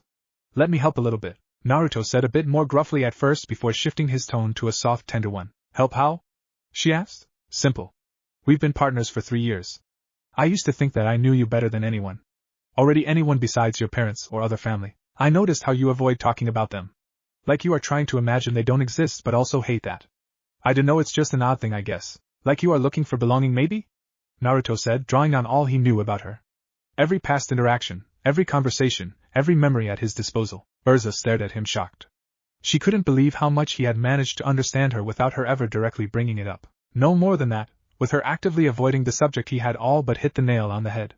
This just reminded her why she had known she wanted him. 3 weeks into their partnership, and she had known she would wait for him to be old enough, and she wouldn't hold back. He just so easily understood her, and more often than not she understood him too. You know how I said that 3 weeks into our partnership I knew I would be waiting for you? She asked. Yeah, when you 3 ambushed me with the harem idea, he said, forcing down the goofy smile and dreamy thoughts of his 3 girlfriends and himself enjoying some time together privately. Urza giggled, knowing exactly what was running through his head. Well, I said that because the truth is I got something my family never gave me with you. With Eminence. I am the team leader, but without you 3 I don't think I would be okay. She explained, revealing her vulnerable side to her boyfriend. Naruto remained silent as he let her continue explaining. When I was little, my father was harsh. Demanding, I guess. He wanted more from me ever since I unlocked my aura. Testing me, pushing me into training and just running my life like a boot camp. It wasn't terrible really. He was like a drill instructor at times, but he gave me plenty of attention and care too, and my mom doted on me. Urza began. Things started to change though. In all the articles they post about us they always talk about how powerful my semblance is. About how great it must be to wield something like that. You know, just like I do, that's not how it works. I worked my ass off to get my skis to where they are, but for my dad it wasn't enough. She began to slowly shift into a rant, all the while Naruto listened intently. It wasn't her fault. Pura was just born better in Dad's eyes. When she unlocked her semblance it was so similar to mine except for one thing. She had complete polarity. I have to touch something to magnetize it. Have to mark it as mine. Not her though. She can just control metal with her mind. It's hardly even conscious thought, I think. She just can do it. So suddenly all that training, all the time and effort I spent pleasing my father was pointless. Every boat of his devotion and attention went to her. She was going to make him wealthy. He was already talking about this tournament, or that one when she was 5 years old. He didn't even look at me anymore. At least not really. Urza was close to tears now and Naruto slipped an arm around her to comfort her. It makes it worse because it wasn't Pira that did anything, but I started avoiding her or being rude to her when she just wanted my attention. I feel so bad about that, but I think I was jealous and angry and I took it out on her because even if I said something to him, my dad just ignored me. It didn't bother him at all. And my mom was practically silent, following him around and doing as told while giving me nothing but pitying looks and weak apologies. Urza leaned heavily against the younger man's chest. I became so perfect, to try and win his attention again. God, I acted so fake to try and make him really love me. And then I was at Beacon, and it just took 3 weeks with you and the twins. 3 weeks and I didn't pretend anymore. I was just me, she said, finally coming down from her burst of emotions. Naruto continued to hold her close, a bit stunned by the sudden emotional storm he had just experienced, but he remained supportive before turning his partner and girlfriend so that she was looking him in the face. I'm glad then. The real Urza is the one I like. I'd hate to have started falling for fake Urza, Naruto said, getting a tearful giggle from the redhead. I'm sorry, I just started talking and then I dumped that on you. That wasn't very fair, she said. It's fine. You've carried that for so long. I'm just happy you could get it off your chest and talk about it, Naruto replied. Yeah, the truth is I wanted to tell you a little bit about my troubles so that I could get you to say why you were suddenly in a bad mood in the car. I didn't intend for this, Urza explained as she wiped her eyes clear of the tears. Oh, Naruto quietly said with a surprised expression. That actually is tied to my family, so you caught that part. What happened? She asked. It was when Morgan was saying that John was struggling and being trained even harder for it. Brought back some pretty crappy memories of my own with my blood mom, he said awkwardly. Urza nodded gently, coaxing him to continue. He sighed, realizing that it was only fair, but he wasn't going to give her much more than the basics. He just wasn't really capable of that at the moment. She trained me from a young age, but not really trained, more like she overworked my aura and semblance to make it grow faster and have a larger aura reserve, Naruto said. He stopped there and Urza thankfully didn't pry further. She knew what he meant, and inside her chest an ache swelled as she leaned against him. The pair sat there silently for a while before Urza finally wiped her eyes again. I really want to help Mordred and Artoria with their family. Anyway, we can, Urza said. I don't want their families to be all messed up like ours are. Me either. We'll help them if we have to. I really want to talk to their little brother though. I'm worried that this training is just a front for punishment, Naruto said quietly. I'll talk to them, and if their father is making it hard, we'll find a way to distract him so that you can talk to him, Urza said. Sounds like a plan. Naruto grinned. Wait, we are turning this into an actual mission, Urza whined. Just means we will have to do it more often so we can have an actual vacation, Naruto said, getting a smile in return. Once they had managed to free themselves from the steely trap of their sister's embraces, Artoria and Mordred took their time to greet each of their family members. They were a bit annoyed at their mom for sending Naruto and Urza off already, as they had wanted to handle introducing them to their family, but that ship had essentially sailed. Where are Dad and John at, again? Mordred asked. They're up on the mountain, Isabella said. Why? Artoria asked with narrowed eyes. Uther took John up there to train. Again, Vera replied with a sigh. The twins shared a frown at that. The mountain, while technically within the bounds of Ark property, was part of the natural barrier that separated the wilds from the frontier. The rough terrain partially acted like a filter, keeping some of the larger and more dangerous breeds of Grimm in the wilds. It wasn't perfect though. Not by a long shot. How long have they been gone? Artoria asked, her rarely seen protective nature coming out. Oh, calm down. Like Dad would let anything happen to little John. A bold voice called out, causing Artoria and Mordred to jolt at the familiar voice. Their eldest sister stepped into the room with the rest of the family with a smirk on her face. Her heterochromic eyes sparkled with joy at seeing her two full-blooded younger sisters. Like Artoria, Barghest was an Amazonian-sized woman with massive assets, both girls having inherited that from their father's blood. She cleared the room in no time before she wrapped the girls in a tight hug, causing her sisters to chuckle and return the embrace. Still, they pushed out of Barghest's arms to give her a look. You two couldn't find them if you tried. It's the biggest mountain on the continent, and they'll be home tomorrow. Plenty of time to meet your boyfriend and girlfriend, Barghest said, flicking her hair over her shoulder. The majority of the women gasped at the news, while Mordred and Artoria turned to look at their mother, who blushed lightly. Oops, I forgot that I mentioned it to your big sister, Morgan said with a sheepish giggle. With that, the twins were swarmed once again by their sisters as they began grilling them for all sorts of details, not just limiting it to their new relationship but also more general things like what it was like being a knight of Beacon. The focus was easily on what their plans with their not-so-new partners were now that they were something more. The girls had to explain, in very minute detail, how exactly the relationship of Team Yamane had come about. How did they feel about Naruto? Why did they feel that way? Were they sure? What was Urza like? Did they respect her as a leader? Was she in charge of the group, or was it more like the way their family was run with no real head of the harem? More and more questions, while Mordred essentially bowed out. Artoria slowly answered each one in quick succession. We had a discussion about it as a team after we realized our feelings. We might love him. We have spent 3 years with him and seen him in all manner of situations to see what he is like as a person. Yes, we are sure. She is bossy. Sadly, we do respect her, and that last question remains to be figured out. Artoria said stoically. However, the small smile and warm blush told the full truth about how much she enjoyed being able to answer those questions as she had. Well, I can't wait to meet him, or rather them. Bargus said. You know I actually went to school with Naruto's parents. Morgan suddenly said, grabbing everyone's attention. What? Mordred asked, shocked. Well, I think I did. Although, I could have sworn he would have been a Xiaolong with his coloring. I can't mistake that hair and those eyes though. Team SDRQ was a few years below me at Beacon, but they were all the rage, like a less popular version of your team, honestly. The woman said as she turned to her shocked twin daughters. You know his family? Artoria asked. Well, knew and really only in passing. Taeyang and Raven. Still, I wonder why he has his mother's maiden name. Wouldn't be surprised by her keeping it, but thought Taeyang would at least get his son to take his name. Morgan rambled, lightly lost in thought. Hold on, that's not right. His dad is Crow. He talks about him sometimes, about how he raised him in the wilds. Mordred interjected. No, that can't be right. I know he is a child of Team SDRQ, and the only way he could have his mix of traits is if he was from Raven and Taeyang. Here, look in my old yearbook. They were first years when I was a third year. Morgan said as she went and pulled out a book off the shelf and flipped to the first-year team photos. Sure enough, Team SDRQ was easy to find. Summer Rose, Taeyang Xiaolong, Raven Branwen, and her twin Crow Branwen. The others crowded around and were surprised by how right Morgan was. It was easy to tell who Naruto's parents were, so they were like the Team EMNA prototype? Gwen asked. I guess. They were in a bunch of news stories back in the day, just nothing like these kids. Morgan said with a grin shot toward her daughter. What were they like? Bridget asked. Morgan shifted uncomfortably there. It had been so long and she didn't know them well, but Team SDRQ had been practically all anybody talked or thought about back in the day, at least at Beacon. That meant even she had seen some of the good and bad. Well, their leader was Summer. She was one of the kindest people I knew, one of the best huntresses too. I heard she died on a mission a few years back. I guess she had some kids of her own. Morgan began becoming a bit somber at the end. Everyone that knew Summer Rose knew how kind she was. It was a true loss for everyone, especially her family, when she passed away. Let's see, Crow was a bit dark and edgy, but he was the typical bad boy type. We were all teenagers back then though, so hopefully he changed a bit. He was a bit annoying with all the doom and gloom and constant sarcasm in my opinion. His sister was strong and kind of a bitch. Just don't tell Naruto I said that because I'm pretty sure she is his mother. Morgan said. What about Taeyang? Elizabeth asked. Oh, he was a funny guy.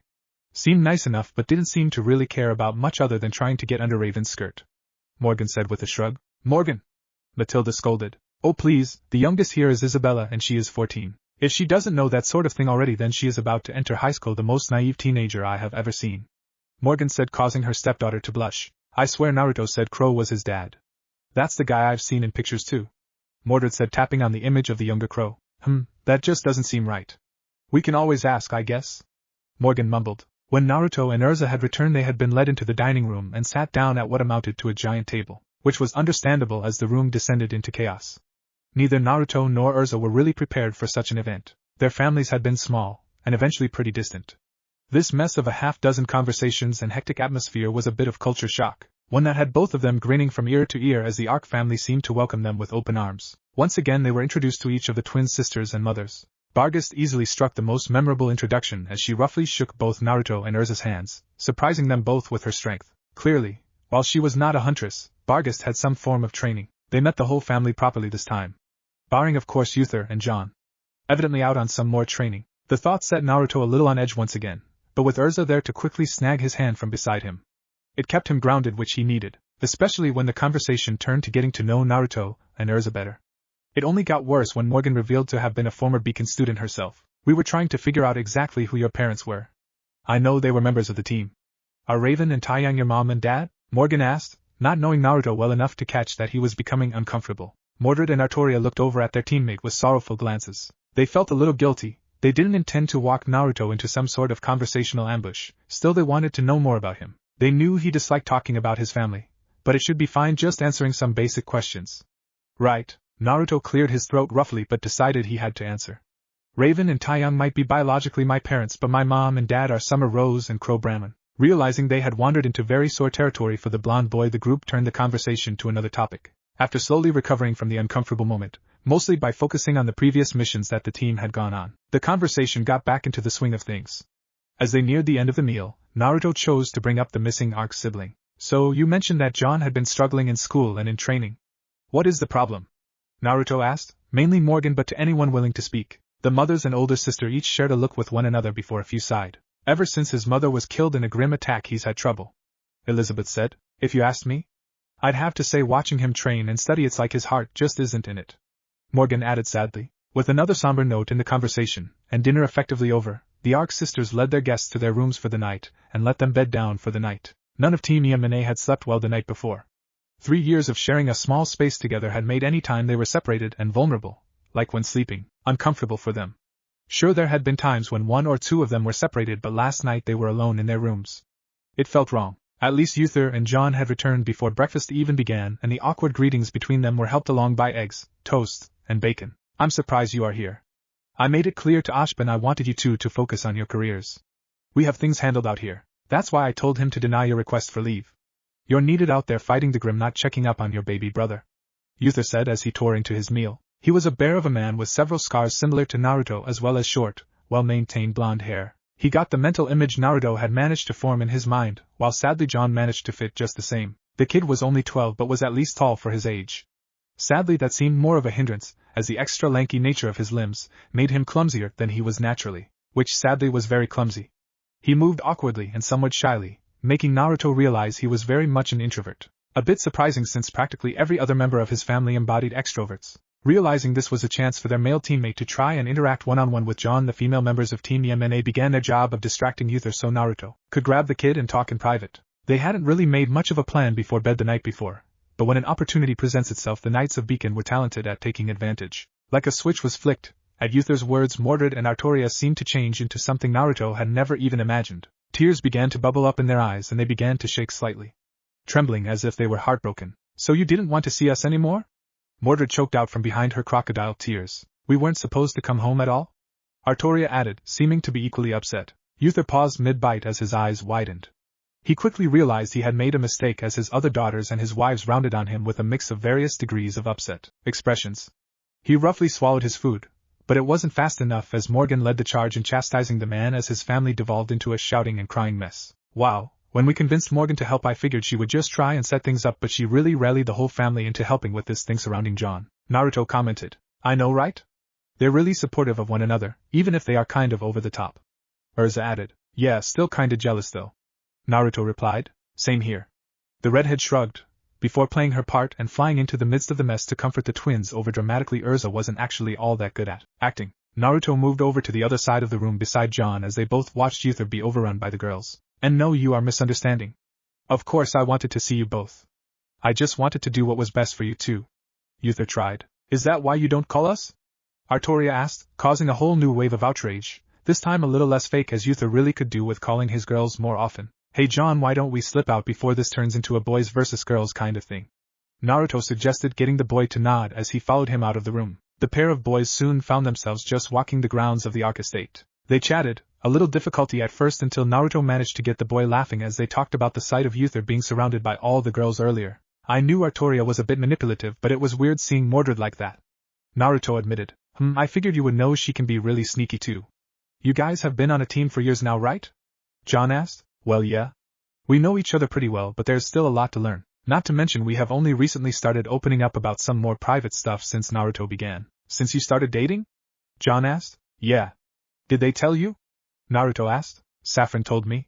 Some of my sisters are kinda blabbermouths, the younger boy said. I see. I guess that's kinda what you have to expect in a big family. Naruto shrugged. Yeah, try living with 7 older sisters and 5 mothers for mothers. John corrected himself sadly. Naruto stepped closer and patted the boy lightly on the back. He knew a lot of the feeling John was feeling right now. Out of the Ark parents, only Uther, Morgan, and John's mother Joan had been hunters. Just like Summer, Joan had been retired for several years before taking a mission when the area was low on manpower. No one ever saw her again. The nest she was supposed to clear out gradually grew even bigger until a team of hunters took care of it. So, trying to capitalize on their similar situations, Naruto told him about Summer. About her becoming the mother he had needed and wanted. About how spectacular she was, and about how his adoptive father had come back with some bloody and tattered clothes and a roughed-up weapon. A part of me just wants, John began, to believe she's still out there somewhere. You know, if she was, she would move heaven and earth to get back to you. She would have come home by now, John, Naruto said lightly, squeezing the boy's shoulder in comfort. I know, he replied. Naruto sighed sadly. This was not really how he thought the talk with his teammate's baby brother would go. He really needed to work on his uplifting use of buzzwords or something. Helping someone with grief and personal issues was tough shit to do. Maybe changing topics would be a good idea? So Mordred and Artoria say you are training to become a huntsman, Naruto said. John just nodded with a shrug. Damn, the kid was hard to talk to. Well, I'm only a ways from graduating, so maybe I can help you out?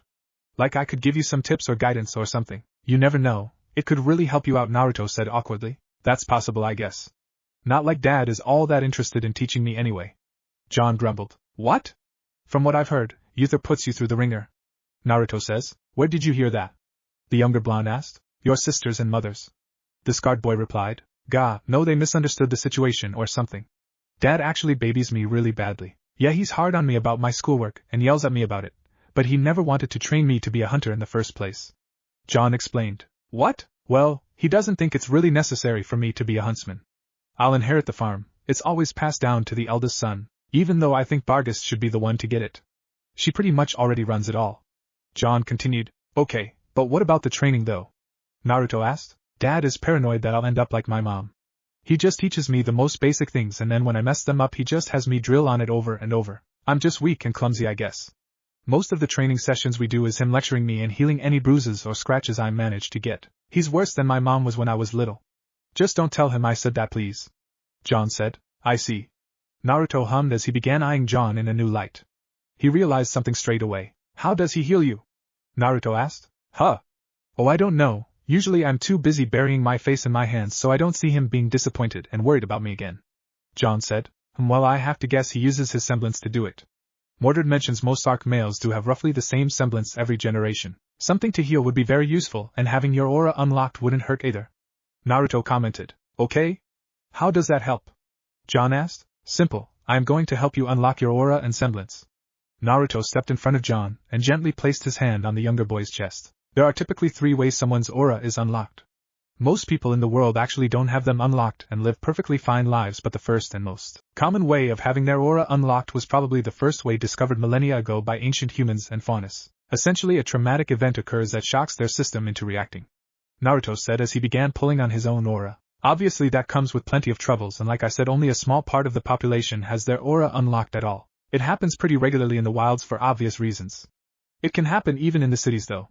A car crash, any accident, even just tripping badly can activate it. The second method is a bit different, Naruto said as he began to channel his aura into John. This method is done naturally through training.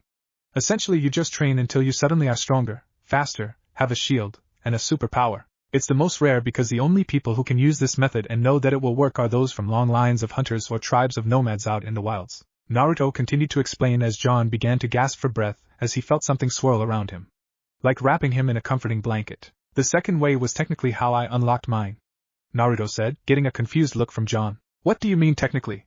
John asked, only for Naruto to wave off the question as another pulse of energy seemed to impact John. The third and final method is to forcefully unlock the person's aura. The only way to do that is for someone who already has theirs unlocked and can manipulate its energy to a good degree to inject it into another person and essentially jumpstart their aura. Like this. Naruto finished as suddenly he stepped back and the feeling of comfort stayed around John before slowly fading away to normal again. That was John began, a bit stunned. Good? Naruto suggested. Better than good, the kid said, looking across his arms as he slowly pushed his aura into a protective shimmering film across his limbs for a second. He watched as it flickered around him before disappearing. With practice you'll control it without thinking, just like using your hands or breathing. It won't be visible most of the time then too, Naruto said while he took in just how much aura the kid had. Nearly as much as Naruto had at 12. The Arc family seemed to be hacks. At least in regards to reserves of power. John seemed to gain a new burst of energy as he began to practically vibrate in place with excitement before Naruto caught him by the arm and calmed him down. Relax. It's not a trump card, John. It's a tool, and a lot of hunters died because they used their semblance and aura like a crutch. Naruto warned. Right. So training then? John said solemnly. Training. Lots of it. Give me your scroll details and I can send you some of the regimens I followed when I was younger, Naruto said, and John began giving him what he asked for. Will this really be enough? John asked. No, probably not, Naruto said calmly. What? Then what's the point? The boy asked. Oh, simple really, this is just a little helper. Strength will never be enough to do what you really want, Naruto said as he sent the message to John containing all his old training schedules. What I really want? John asked slowly. You want to stop what happened to your mom from happening to other people, mostly your big sisters, right? Well, give up on that. You can't, Naruto said bluntly, stunning the boy before he glared harshly. You don't know what you're talking about. John hissed. Mentally, Naruto congratulated himself for guessing exactly what the kid was thinking. No, you don't know what you're talking about. What you think you are gonna train super hard and get real strong and be able to save everyone? Sorry kid, it doesn't work like that. There's too many people and too many grim and bad folks out there for even all the hunters in the world to stop. Naruto said nonchalantly, knowing he was digging it in a bit deeper than necessary, but he needed to drive a point home to John so that his girlfriends didn't end up mourning their little brother because he got too cocky for his own good and ran off on some suicidal quest. Shut up. John growled. Nah, you shut up. You think you are gonna stop the Grimm somehow? Don't be dumb. You can't. You don't even know what you're really saying. Have you ever even fought one? Naruto asked, getting in the boy's face and making him step back. No. John but out bitterly. No, you haven't. Take it from me, it's nothing like you imagined. I killed my first Grimm when I was about 2 years younger than you are now. I beat it to death after it gave me these scars and for trying to get my little sisters. Do you want to know how that encounter ended? Naruto asked. John briefly considered saying something smart ass, as clearly Naruto was there before him, so he must have lived. He held back though. He was smart to do so. I had to be rescued too. I was alone and I beat one Beowulf to death with my hands and feet and barely had any energy left, and there was still an entire pack of the damn things left. If it wasn't for 2 real huntsmen, some of the best there ever were, I wouldn't be here and my sisters would have died anyway. Just a little slower. So no, John, you aren't going to stop it from happening. But you can make it better. Train yourself till you break and keep training. Make sure this is what you want and commit everything to it. Naruto then patted the silent boy on the head as he sighed. He probably came on a bit strong, but his job was done the best way he could. Naruto left the clearing they had stopped in and headed back up toward the house. Once he rounded a bend, suddenly John found himself ambushed and trapped in a pair of slender arms as Artoria and Mordred pulled him into a hug. The older girls cooed at him over how cute he was and how proud he made them. John blushed brightly at the affection, but still he is happy that they clearly support his wish. Thanks, it means a lot to have your approval to try and become a huntsman. Wait, how much of that did you hear? John asked. Oh, you know pretty much all of it. Mordred said with a grin, causing John to sigh out, and of course, speaking of approval. Artoria began sharing a conspiratorial glance with her twin. What's your thoughts on our boyfriend? John sighed again. He had known this was coming. On his way back up toward the house, Naruto suddenly found he was not alone as Urza stepped next to him and picked up his pace. She was silent, simply entwining her fingers with his as they walked holding his hand. How much did you 3 hear? Naruto asked with an amused sigh. More or less all of it. Urza replied before she leaned her head against his shoulder. Whenever you are ready to talk to us, you know all 3 of us are here to listen, Urza said. I know. Naruto said with a small smile. Same to you. Urza nodded silently as they continued up to the Arc family home. Sadly, the team had to leave the next day. All things considered, their mission vacation had gone by far too quickly. Still, they were committed to doing it again sometime. Maybe to a beach or something, just the 4 of them though. That was the only real complaint. The 4 teammates felt like they hadn't seen each other but for a few minutes over the entire weekend. Sadly, they couldn't really extend their stay. Ojpin had probably checked what mission they were doing, even with Glinda running interference for them by now. It was a pleasure meeting all of you, Urza said for the team. Of course, make sure to come back. We loved having you all visit. Morgan replied. Take care of my big sisters, or you'll have me to worry about in a few years. John said, losing his confidence easily. Naruto laughed and shook the boy's hand happily. I will, and I look forward to seeing the kind of huntsman you become, John. Uther swayed slightly side to side as the 2 girls trapped in his arms kicked their legs in a vain attempt to find purchases on the ground. Finally he dropped them, causing them to send him unamused looks, though they knew it was partially payback for the day before. The final 2 to say goodbye before Bargus drove the teens back to Arcswell. Uther tried to crush Naruto's hand in his grasp as they shook. Unfortunately, Naruto simply smiled, unfazed by the vice grip as he shook back with not too little and not too much pressure on return. Uther got the message and huffed faintly as he released the younger man's hand. Naruto had made it clear he was going to date the girls with or without Uther's say-so, not that the man really intended to get into his girls' love life. He trusted them to make good choices. Mordred and Artoria were all smiles as Uther seemed to accept their boyfriend while being led away by his own wives. They wrapped the arms with either one of Naruto's, and Urza does the same with Artoria as the 4 rode back to Arcswell. We really should do this more often, Mordred said with a yawn. They still hadn't slept well in their separate bedrooms on the second night either. It's awfully peaceful out here. Not too many Grimm and none of the craziness that comes with the city life. Urza said. Yeah, kinda reminds me of Patch. Naruto said wistfully. He wondered how they were doing. He wouldn't be surprised if Yang and RWBY hated him for leaving. He wouldn't hold it against them if they did. By now, though, he knew his team's siblings better than his own, and his chest ached at the memory of little Yang and RWBY eating the breakfast he had made for them. He pushed the thoughts of himself being so similar to Raven out of his head. It was time to leave. The 4 Knights of Beacon were in pretty high spirits as they made their way back up to their dorm. talking about how traveling made them want to take a shower, leading to Artoria lightly teasing Naruto about saving water. The conversation died as the froze on their floor when they saw the headmaster and his deputy headmistress standing outside their dorm room. Ashbin looked his typical aloof self, calmly sipping at his drink, while Glinda looked borderline murderous. Furious was an apt description. That confused the team briefly. Glinda couldn't be mad about their vacation mission, she'd helped them plan it. She had been of the mind they needed a break too. If she wasn't angry with them though, who exactly had made her so pissed? Team Eminence. I hope you enjoyed your sojourn to the Arc family territory. I'm glad you are back though, as I have an important mission for you to complete, Ashbin said, causing them to look at one another. It is an anti-personnel mission. Ashbin finished. That bombshell let them realize why it was Glinda seemed so angry. Anti-personnel missions were controversial. They amounted to hits put out by the government on groups of people, typically groups of nomads in the wilds or bandits. There was a reason that such missions were not taken by students.